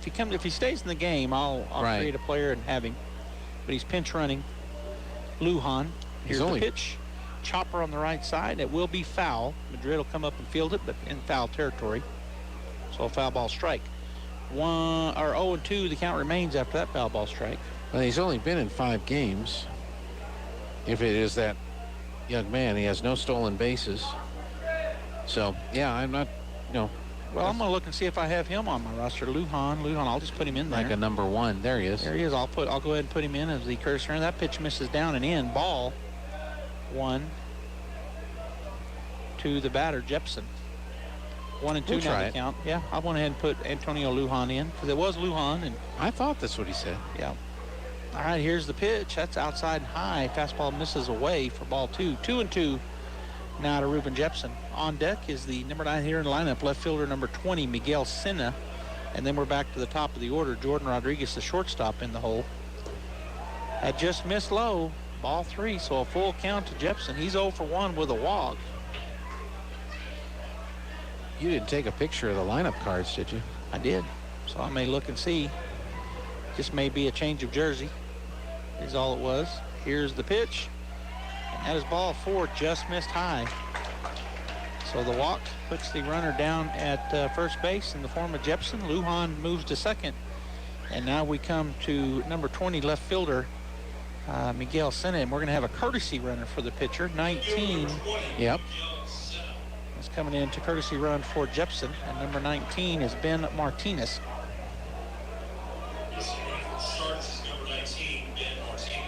All right, so we got a pinch runner and a courtesy runner on board. First and second, 1 out. Here's the pitch. Pop fly in the infield. Infield fly rule, and calling everybody off is Rodriguez. He'll make the play from the third base position. Comes over almost behind the pitching mound for out number 2 on the pop fly. Everybody stays where they're at because it was an infield fly rule. They could have run, though, but if he catches it, no, they can run, can't they? I think they can do it at their own peril on an infield fly rule. Yeah, it'd be like trying to steal a base or whatever, but yeah. All right, 2 outs now, and at the plate, looking at ball 1, is the leadoff batter, number 23, Jordan Rodriguez. He's 2 for 3. Reached on an error in the first inning, single and single his last 2 at-bats, and has runners at first and second with 2 outs here in the bottom of the 5th. That pitch misses outside for ball 2. I think the infield fly is to keep you from dropping it on purpose. Accidentally dropping it on purpose. Yeah. All right, so Estrada ready to go. Here's the pitch, and that misses just outside. Corner, strike. Oh, she called it a strike. I looked down. I didn't see her movement with her shoulder, so I thought it was off the plate. But Galindo did a really good job framing it. Yep. And I'm looking to see on my lineup card, and that pitch does miss away. So ball 2, ball 3. Ball 3, yeah. 3-1 now the count. So I've got Antonio Lujan but I don't have a number for him. They didn't write down his numbers, and there's ball 4, so that loads the bases up with 2 outs. And coming to the plate is Lucas Martinez, the second baseman. He is 0 for 1 with a pair of walks and a strikeout swinging. And that's what's really hurt the Bulldogs here. We've given up quite a few walks plus the errors. And you put those two combo together, and that's where you get down like we are. I mean, if it's not hitting that's happening, and it really hasn't been right. The hitting that's caused the problem. That pitch misses high and away for ball 1 to Martinez as he steps back in on the left side. Gene Trujillo, the first baseman, on deck, and the DH Cohen Mulville in the hole. The bases loaded, 2 outs, got an out everywhere. Strike called, caught the outside corner to the lefty. 1-1 now the count. Now, they only have 5 hits. We have 4, but we have 4 errors. Yep. They only have 1. Right. We've left 5 men on base. Chopper down the right side, foul for a foul ball, strike 2. So the count now 1-2. So, yeah, we've left 5 runners on base. They've left 3. But those 4 errors and the combination of walks have really hurt the Bulldogs so far through this game. And they're going to try to battle through that, obviously. Sure. St. Pius with the bases loaded now with 2 outs here in the bottom of the 5th. Bulldogs trying not to let another run score. That pitch high for ball 2 to Martinez. So 2-2 now the count as Estrada battling here. He came in relief of Josh Madrid. Like you said earlier, our second pitcher here in the ball game.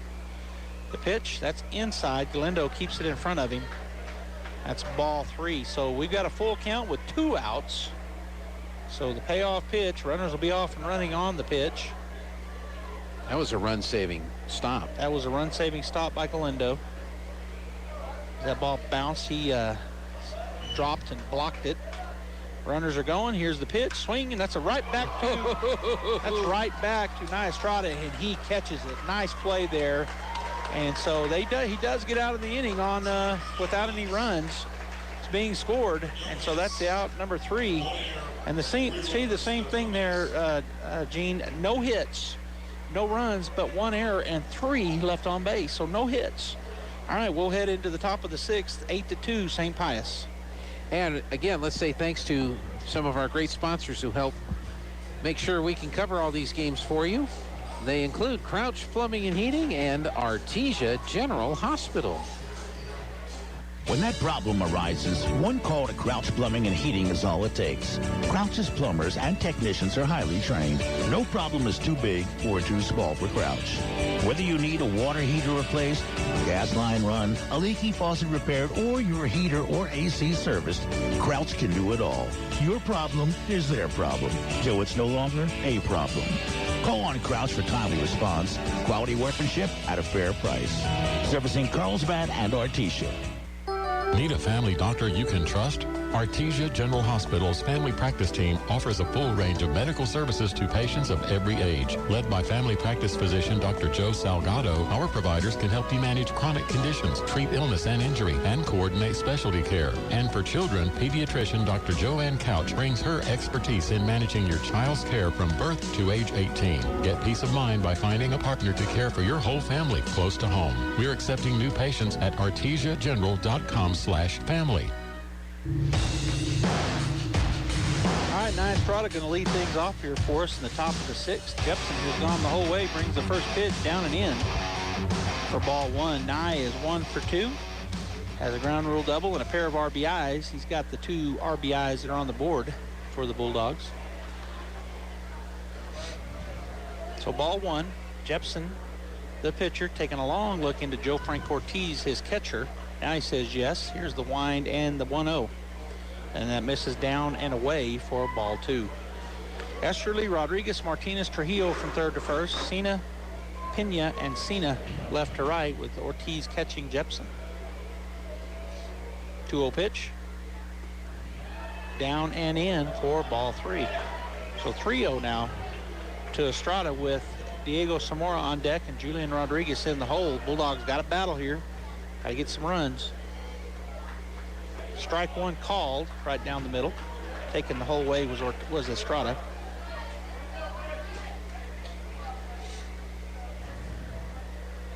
Here's the 3-1 from Jepson. Swing and a miss. Got him to chase one. That might have been ball 4, but Good curveball there, and Estrada swings over the top of it. So a full count now. Jepson goes back to work. Here's the wind and the pitch. Curveball that just reaches high. Estrada takes off for first base on ball 4, and the catcher says, yeah, it was up. He was going to first regardless of what the umpire said. He might have been walking back home, back into the dugout, but yeah, he went. He was going. So the leadoff walk brings Diego Zamora to the plate with nobody out. Top of the 6th, 8-2 St. Pius. The pitch, high. I guess high. I was about to say that might be a strike, but because it broke at the last minute, but a little bit high. Ball 1 to Diego. He is 0 for 1. He struck out swinging his first time through. He came in when the pitching change was made and went into second base. That pitch misses way outside. Ball 2. On deck is Julian Rodriguez, the third baseman, and in the hole, the DH, Cody Johnson, as Artesia looks to string together some things here. Jepson set, takes a long look over at first, now to the plate, and that's going to be called strike 1. 2-1 as that just was down the middle. Again, Jepson, he hasn't gone to first base not one time that I recall. Here's the pitch, pop fly back and out of play over us here up on the mezzanine underneath the covering. So if you haven't been to Rio Rancho Field, real nice field. It's the stands kind of sit up above. They don't they do sit up above. They're concrete stands with seat backs, kind of like Artesia. The whole seated area is covered. There's strike 3. And that is a strikeout as Zamora got struck out looking. That's out number 1, and that'll bring Julian Rodriguez to the plate. So when I say the mezzanine, we're sitting up above the stands in front of the concession stand, which is behind us, and the press box is actually over the first base dugout. Right. So if you've never been up here, real beautiful facility, and I think ours is still a little bit better, but that's because I'm a homer. That ball misses outside to Rodriguez. 1-0 the count. He's 0 for 1. He reached on a walk, and he struck out swinging the second time through. It kind of sits up here on a hill, and a lot of houses out beyond center field is, of course, Rio Rancho. Swing and a chopper backwards for strike 1 on the foul. Well, it really looks like when they laid out the athletic fields here, the football field, which is up above us, the baseball field, they laid it out right. We're not trying to squeeze it into a spot or, carve it out of a different, I think we can put it here.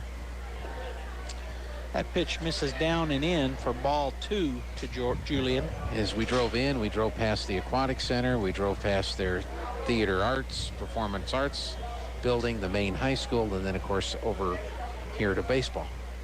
There's a swing and a foul ball back to the right side. Foul ball, strike 2. So 2-2 now to Julian. And we've been coming here for a lot of years because Artesia's been in the Rio Rancho baseball tournament for many, many years now. Here's the pitch. Swing and another chopper. Straight down, foul ball. So staying alive is Rodriguez. 1 out here in the top of the 6th. And, Coach Johnson just texted me and said that would be a giant sand hill, and he's right. There's a lot of sand out here. Oh, absolutely, yeah. It's a beautiful baseball facility, it said. The football back behind us, as you said. Here's the pitch, high for ball 3. So Rodriguez taking it to a full count here. He's fouled off 3, and he's taken 3 balls. And now we got a timeout called by... They're asking for a different baseball. It's definitely a big sand hill, and if we have to play on that JV field over there, and the wind blows, and the wind, you're getting covered in dirt. Yep, and we had that opportunity this year for the Bulldogs as we had to play over there in the 3rd game. Here's the pitch, and that is going to just miss. Woo! I thought she was ringing him up. I did too. Her ball just missed. Pius fans up in arms, and the coach is going to walk out for Pius. Both coaches walk out. Now they're walking back in now. Well, and I don't think they want to let us get too much of a rally going. Or 2 on with 1 out. For the Bulldogs, they just need base runners. And I think we're going to have a pitching change because the catcher's taking off his shin guards and everything. So it's possible we might have a pitching change. Well, he was just tying his shoe. Maybe we still have a pitching change. I know the coach is talking to Jepson right now, probably asking him how you feeling.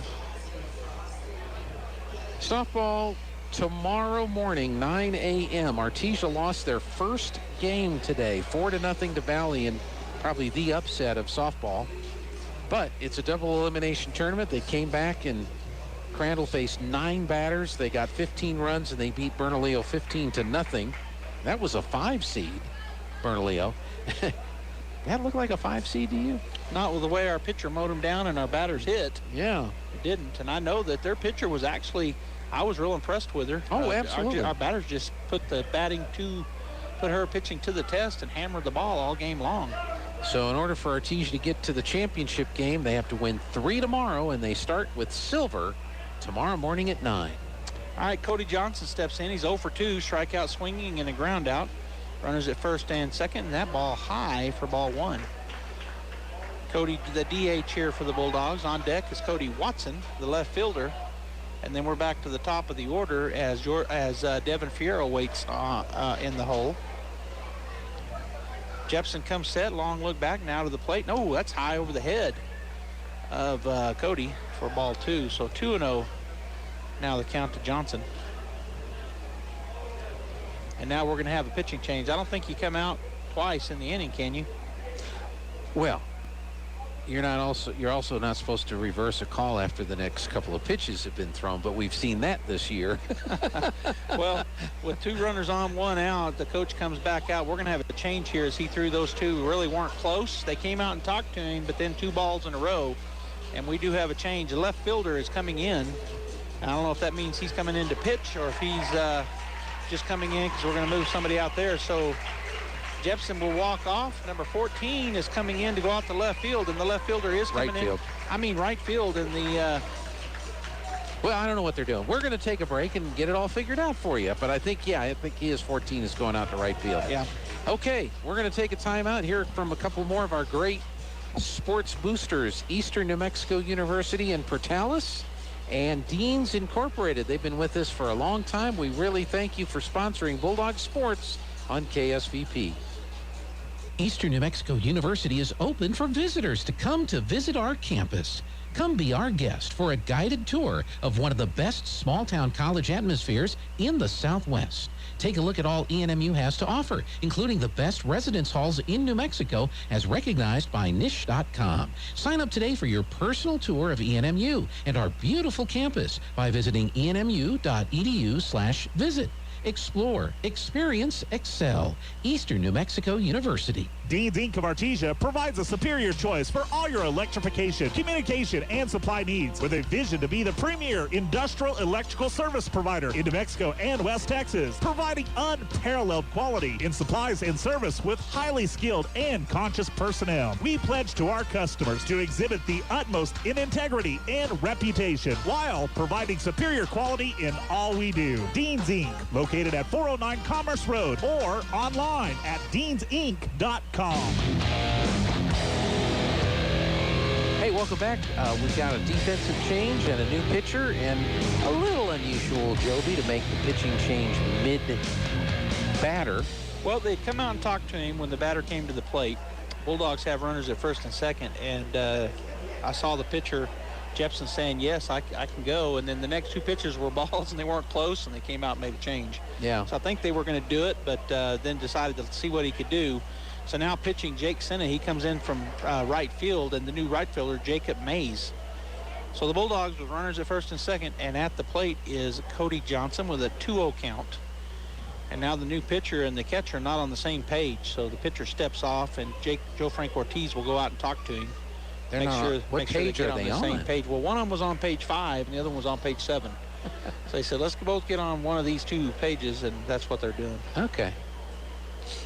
Were they reading the same book?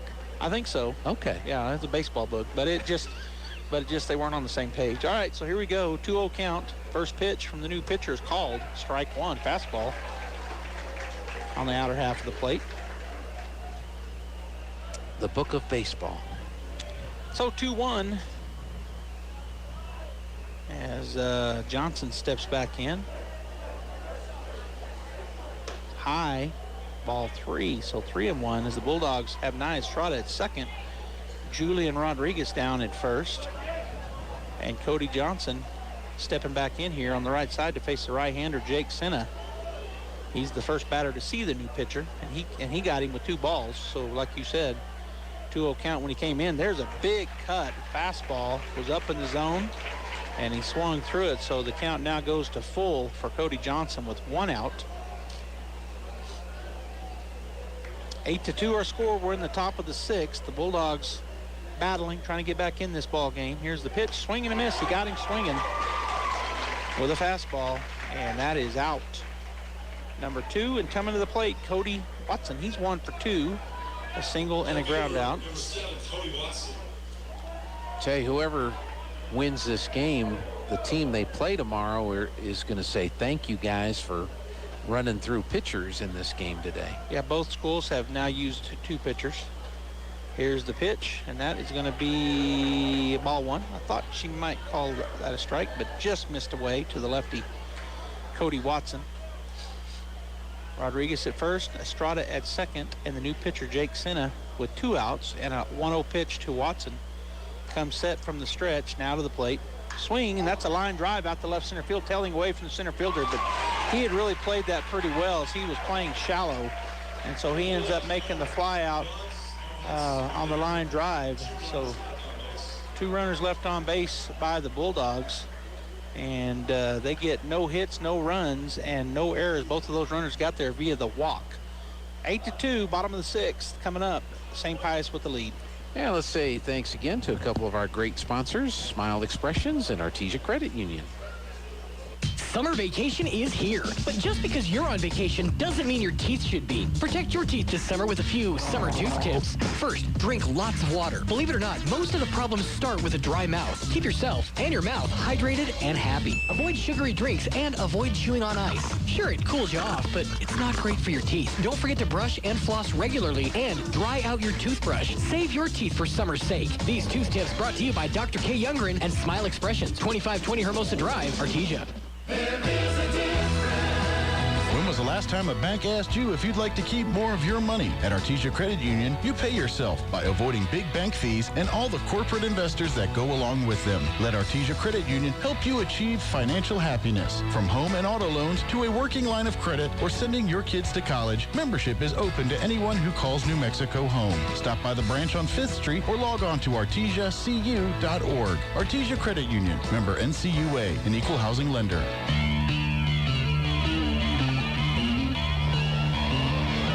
Well, we go to the bottom of the 6th inning. St. Pius 8, Artesia 2. St. Pius has not scored since the 2nd inning. Bulldogs will be trying to keep that streak going as they've held them scoreless through the last 3 innings. All right, and coming to the plate will be the big first baseman, number 43, Gene Trujillo. He is 0 for 2, but he reached on an error, and he was intentionally walked. So he's been on the base path twice, once on error, once on the intentional walk. Here's the wind and the pitch. Strike 1. Oh, a swing down the right field line. Foul, just foul. As that is strike 1, but boy, he roped it down there for the foul ball strike, and that wasn't by much. No. And I thought it might be fair, but the first base umpire was right there, turned, watched it, and so it was just foul. Trujillo walks back, takes a stroll back to pick up his bat. And actually, his teammate picked it up and handed it to him. You know, back in the day, that used to be chalk. Right. And that helped the umpires. Here's the pitch. Curveball misses away for ball 1. So 1-1 to Trujillo. On deck is Mulville, the DH, and then batting in the 4th position, and the center fielder, Malachi Pena. That curveball misses down. He did not go for it. Ball 2. Boy, he almost did. It looked like he was going to swing, and he was able to check it. Trujillo at the plate. Working quickly is Estrada. Here's the 2-1. And that misses away for ball 3. Fastball running away from the left-hander and was too wide and maybe a little high. So 3-1 now to Trujillo as he steps back in. Here's the wind and the pitch. Curveball, and that is ball 4 that dove down and in to the lefty and did not remain in the strike zone long enough. So the leadoff walk. We've seen that. We've seen these walks and the errors is what's kind of gotten the Bulldogs.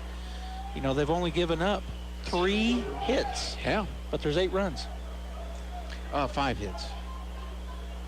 I've got them with 3, so I gave some errors, I guess, that they didn't. Maybe, I don't know. They got 4 errors out there. Yeah? I don't know how we've got a different hit count. Well, I'll go with yours. Well, yeah, I guess. They have the same number of errors? Oh, you have 7 errors. They only have 4. Oh, well, then that's... No, I've got 4 errors on the Bulldogs. That pitch missed, so the count now 1-1. The first pitch was called strike, so 1-1 to Mulville. He is 0 for 3. Yeah, same number of errors. Then how do they have 5 hits on the board? You've got... that I don't know. Here's the pitch. That's a curveball called strike 2. Good pitch there by Nia Estrada as he broke that right down the middle. Umpire takes her mask off and tells the dugout to get back in the dugout. I guess they were kind of leaking out down there. Dribbling out. Dribbling out. So she pushes them back in, does the home plate umpire, the head umpire here in our ball game. 1-2 the count, nobody out, runner at first. There's a curveball. It's hit well out to left center field. That's going to be a extra base hit, I think, as he's going to round and go to second for the stand-up double. Does number 25, the number 4 hitter, Cohen Mulville. So he hits it out there in the gap, and he gets a stand-up double. The runner moves all the way to third base. So with nobody out, runners at second and third for St. Pius, and to the plate will come the center fielder, number 24, Malachi Pena. He is 1 for 3 with a single, strikeout, and a swinging and a ground out. Tell Watson did a really good job of fielding that hit. Yeah, he cut it off before it got to the wall. If it had gotten to the wall, it would have been at least 1 run scored. Holding off on a good pitch that was down and away to the right-hander is Pena, so ball 1. Try to put that in a good spot. If you're going to miss, that was a good one to miss, but the batter was able to not swing. Here's the pitch right down the middle, and there's another stroke right up the middle. Nathan Taylor will come on. He will fire it in, and that will hold the runner as nobody over at first base, but the runner will stop at first with that single, and that's an RBI single for the batter, Pena. So coming home from third, staying at third, was the runner at second. He was held up on a good throw by Taylor. But the score now 9-2. And at the plate, Nolan Esterly. So that pinch runner does not stay in. So number 28, we just now got back to him. He was courtesy run for 2 innings ago. And I ain't finding him. Nolan Esterly, there he is. Throw over, not in time to first base. As Nolan Esterly comes back in after being pinch run for.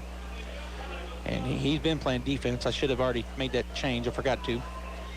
Nobody out, runners on the corners. There's a hard hit ball to the third baseman. He'll go to second and go on his Diego Zamora in time. That's a double play. 5-4-3. The runner does score, but a nice double play there on the 5-4-3 double play. And so the Bulldogs give up another run. But, man, I'm doing the wrong things here. Double play. I know it's somewhere, Gene, and I never can find it, so I'll just have to.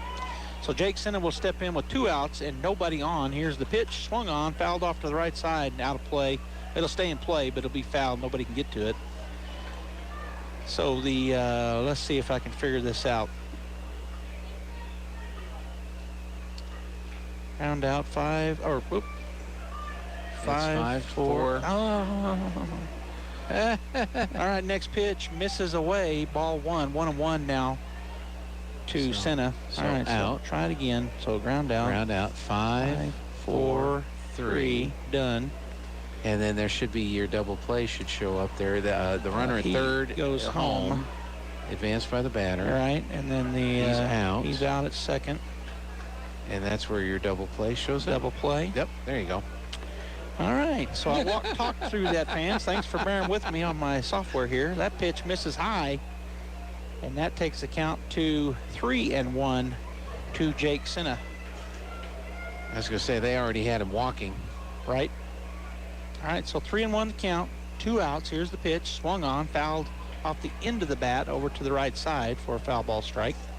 That'll take it to a full count with 2 outs as the first base coach will pick that up and toss it over to Bulldogs dugout. Full count. 10-2 now our score. 2 runs have crossed here in the 6th, bottom half. Here's the wind and the pitch. Swing, and he chops that over to the Bulldog dugout again. And Bulldog coach throws that back out to the pitcher. So the count remains full. Full count. Pair of foul balls to get there, along with the 3 balls. There's a swing. It's a drive out to center field. Taylor coming on into left center will make the play, and that is out number 3. So the fly out to Taylor. And they get 2 hits, 2 runs, nobody left on base, and no errors. 10-2, St. Pius. We're down to our final 3 outs as we go into the top of the 7th. Innovation, service, integrity, and knowledge. J.S. Ward and Son Insurance Agency. Auto and home, life and health, personal and commercial. Bonds too, since 1925, we have the coverage for you. Innovation, service, integrity, and knowledge. J.S. Ward and Son Insurance Agency. To plant or not to plant? That is the question. Hi, this is Jim Gill from Roswell Seed Company. Our tomato plants and pepper plants are ready to go. If you plant them now, you might have homegrown tomatoes and peppers before anyone else. Or the frost might kill them. As Clint Eastwood would say, do you feel lucky? You'll either be the smartest gardener in the county or you'll get to replant them all over again. I say go for it. You'll get more practice and we'll get more business. This is Jim Gill from Roswell Seed Company, and I apologize to William Shakespeare.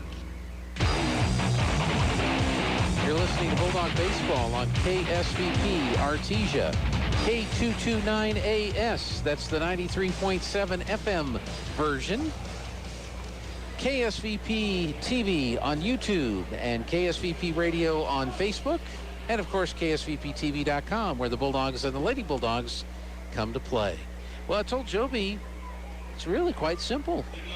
Load them up, grand slam. Load them up, grand slam. You know, tie game. It's a new game if we can do that. That's right. All right, so we're at the top of the order. Let's go ahead and do it. Devin Fierro steps in. He's 2 for 3. He's got a single and a double. He fouls that one straight back for strike 1 on the first pitch he sees here in the top of the 7th from Jake Senna. On deck is the number 2 hitter, Nathan Taylor, and in the hole, the number 3 hitter, Josh Madrid. So we're in the order here. Leadoff batter at the plate to do what Gene said. Get these 8 runs at least. Here's the pitch, and that bounces outside and away from the catcher over towards the Pius dugout. It ricocheted off of him. So 1-2 now to Devin. He flew out his first time up, and then he singled and then a double his last time at bat. So 2 for 3 is Devin Fierro. Here's the pitch, swing, and that's a chopper up the middle. Shortstop will come on, throw it across in time. 6-3 the put out. Devin made it close, but he gets him on the ground out. And so that is down 1 out here in the top of the 7th, which will bring Nathan Taylor to the plate. Nathan 0 for 2 with a walk as he will step in on the left side to face Jake Senna. Here's the wind and the pitch. Swung on, pop fly out to left field. That's deep, but not deep enough as the left fielder goes back and then will camp out and make the play for out number 2. Nathan got a hold of that one, really sent it high, mile high into the sky. And at first I thought it might have more depth, but because the left fielder turned and went backwards, but he was playing kind of shallow. And so the high fly ball caught out there for out number 2. So down to our final out, Madrid steps in. First pitch he sees is a curveball that misses away. So he is 1 for 3. He singled his first at bat, struck out at his second time, and flew out his third. So trying to get a 2-out rally going. Got to score 8. Keep the game going. Senna going to work. Here's the pitch, swing and a miss. And that is strike 1. So ball 1, strike 1 to Madrid. 1-1 the count. On deck is the cleanup batter, right fielder, number 18, Davian Molina. And in the hole, the pitcher, number 2, Nia Estrada. Blind in the 1-1 swing and a little topper back to the pitcher, and unless he throws it bad, which he doesn't, that's the ball game. 1-3 on the ground out. And so the Artesia Bulldogs had a great season, but they go down in defeat to the number 2 seeded St. Pius Sartans, 10-2. We're going to go ahead and get the Guy Chevrolet postgame show going. When we come back, we'll have the final stats for you. Stay tuned. We always hear about how busy the holiday season is, but is it really? I think the saying should be April showers bring May chaos. This is Danny Kirkendall at Guy Chevrolet Company in Artesia, and we want to wish all those heading off to state competitions the best of luck and safe travels. 2022 graduates, you did it. It wasn't easy and it wasn't normal, but you pushed through and we couldn't be prouder. At Guy Chevrolet Company in Artesia, we're a proud supporter of youth and high school sports throughout the Pecos Valley. Go Dogs! Registration is now open for summer and fall classes at ENMU Roswell. Summer classes start June 6th. Fall classes start August 15th. Whether you're a new student, returning student, or want to learn new skills or a trade, they have the programs and financial aid to support you every step of the way. Take classes during the day, evening, or online. Talk with an advisor today. Call 575-624-7294 or log on to roswell.enmu.edu. All right, let's get out the old grocery list here. Let's see, eggs, milk, bread, insurance. I don't want to shop for insurance.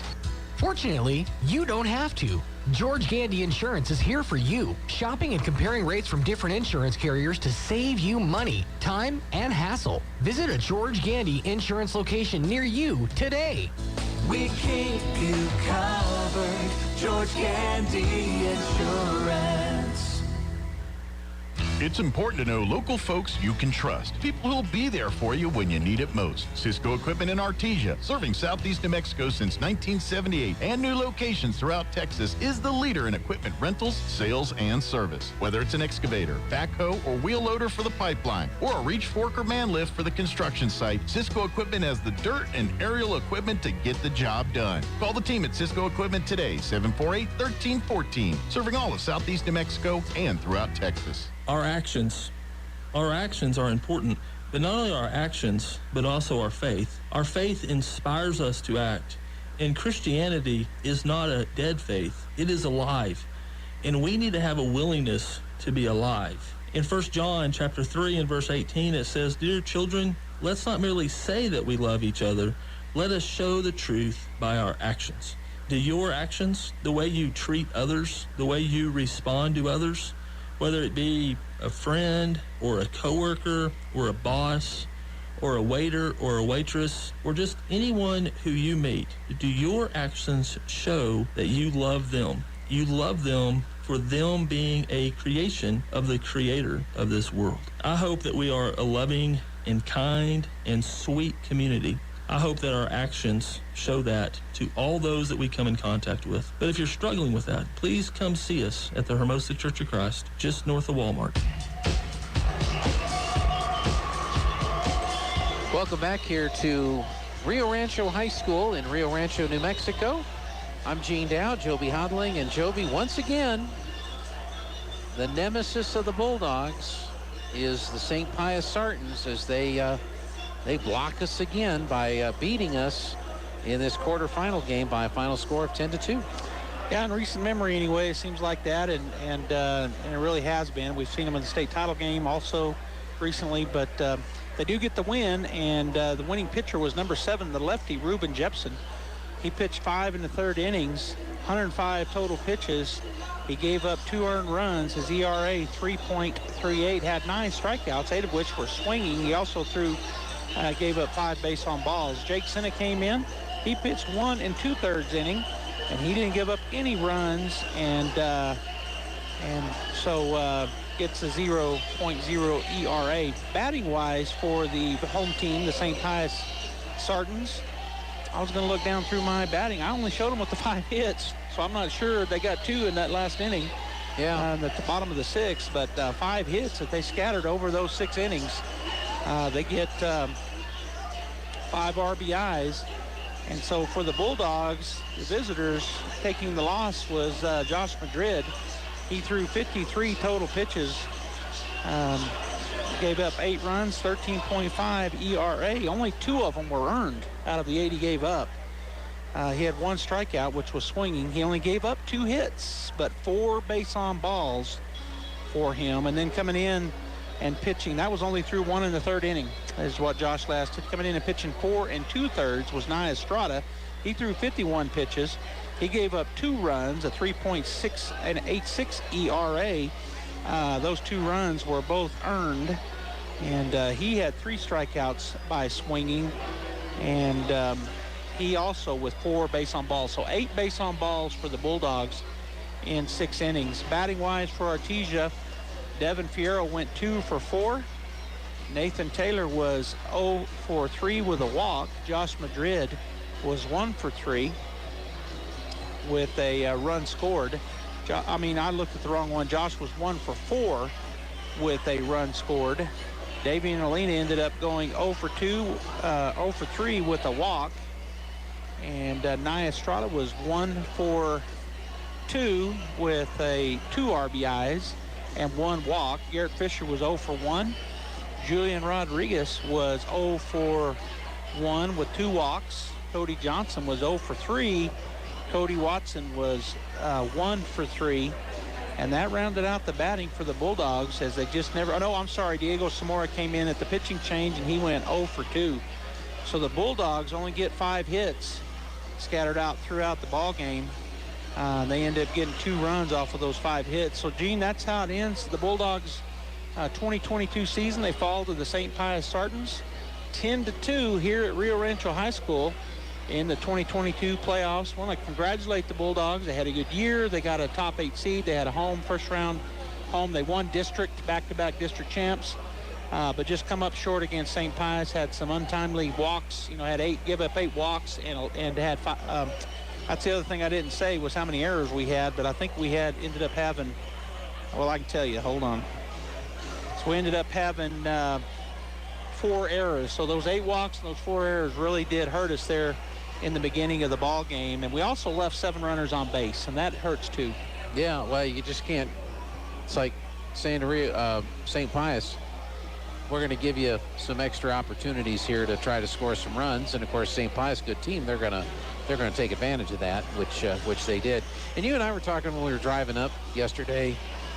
The seating and selection committee put us at a 7, and there were 2 district runners up. Only one. I thought there were 2. Okay, there was just one. Grants, and they failed today. And they lost today. They lost to Aztec 4-1 in a 5-4 upset. Yeah. But yeah, there was one district runner-up that got placed ahead of Santa Teresa and Artesia. Santa Teresa got the 6, and Artesia got the 7. Santa Teresa went 9-0 in district. Artesia went 8-1, and I think they may have had a win over a district champion, and we didn't have a win over a district champion. But even if the criteria had changed out a little bit and Artesia had gotten, say, the 6 instead of the 7, we'd be playing Los Alamos tomorrow, or today. We would have played Los Alamos today. And we know how that went the last time we played them in the Artesia tournament with their top pitcher, and their top pitcher shut out Mayamera, who had scored 40-plus runs against Santa Teresa. Yeah, 40-plus runs against Santa Teresa. So baseball is just a crazy game. And I thought when we started out and got those 2 runs and had that great start, bases loaded in the top of the first, I thought, this is a good way to start, good way to get going. But their pitcher settled down. And then we just gave them way too many opportunities to score runs, which they took advantage of. Well, those walks in the second inning, I think there were 3 walks in that inning. They ended up getting 6 runs in the second inning, and there was 2 errors there and I think 3 walks, and that's really where it blew open. Yeah. Now, the rest of the there's one more game to play in 4A. Number 1 ranked Albuquerque Academy is getting ready to take on number 8 Valley, and the winner of that game will take on number 5 Aztec tomorrow at 7 over at UNM, and Los Alamos will play St. Pius, and that game will be at 10 a.m. tomorrow morning over at UNM. So let's look ahead to tomorrow, Joby. It looks like you and I are going to be spending the day out at least we hope to be spending the day out at Cleveland High School tomorrow. Right, the Artesia Lady Bulldogs start off in the morning at 9 a.m. taking on the Silver City Fighting Colts and both teams have a loss to their name, so whoever loses that game goes home. Bulldogs then will play again 2 more times if they can stay undefeated tomorrow. 3 games in total, which if they can do that, then they'll be in the championship game on Saturday at 3 o'clock, and they'll have to beat whoever is there twice to win the state title. But that's what they're going to look to do, and so come join us tomorrow on the radio and on the internet as we cover those ball games. That's right, 9 o'clock, Artesia Silver. Should they win or when they win that game, they will play either Valley or Aztec in the 1 o'clock game. Hey, we played Valley already. And then when they win the 1 o'clock game at 3, they are going to play the loser of the Lovington-Gallup game. And that Lovington-Gallup game, is the winner of that is in the championship game on Saturday. And we have seen Lovington-Gallup. Lovington, of course, in our district, went 3-1 against them. And we defeated Gallup 0-2. Or did we take a loss against Gallup? 1-1 with them. 1-1. So they were the 2-3 ranked teams all season long behind the Bulldogs. So good teams there that are playing to get into that championship game tomorrow. That's right. All right, until then, thank you so much for joining us. We really do appreciate it, and we hope to bring you 3 games tomorrow and 2 more on Saturday. So cross your fingers, say a prayer, whatever it is you need to do, and come back and join us tomorrow morning, 8:45 pregame, 9 o'clock, first pitch on KSVP. That's going to wrap it up from here. Bulldogs lose 10-2. We'll see you tomorrow morning. That concludes this broadcast of Bulldog Sports on KSVP AM and FM and at KSVPTV.com. Bulldog Sports on KSVP AM and FM and KSVPTV.com is presented by Eastern New Mexico University Roswell, Artesia Animal Clinic, Artesia Ford Sales, J.S. Ward & Son Insurance, La Fonda, Sandy Stockton, and State Farm of Artesia, Smile Expressions, Artesia Family Healthcare and Presbyterian Medical Services, Artesia General Hospital, Roswell Seed, Guy Chevrolet, KFC of Artesia, Moppin and Brown Dentistry, Pop's Diner, Forest Tire, Western Bank of Artesia, Artesia Credit Union, Pecos Valley Equipment, Oasis Computers, Eastern New Mexico University, Catalyst Church, Brandon Williams and Farm Bureau Insurance, Cisco Equipment, Artesia Plumbing and Heating, TMJ Auto, New Hope Baptist Church, H&R Block of Artesia, Castle Rentals, Kane Electric, Frost Mortgage, Incredible Printing, Bobcat Auto, and Tate Branch of Artesia. Thanks for joining us for this presentation of Bulldog Sports on KSVP AM and FM. We now return you to your regular scheduled programming. Hot.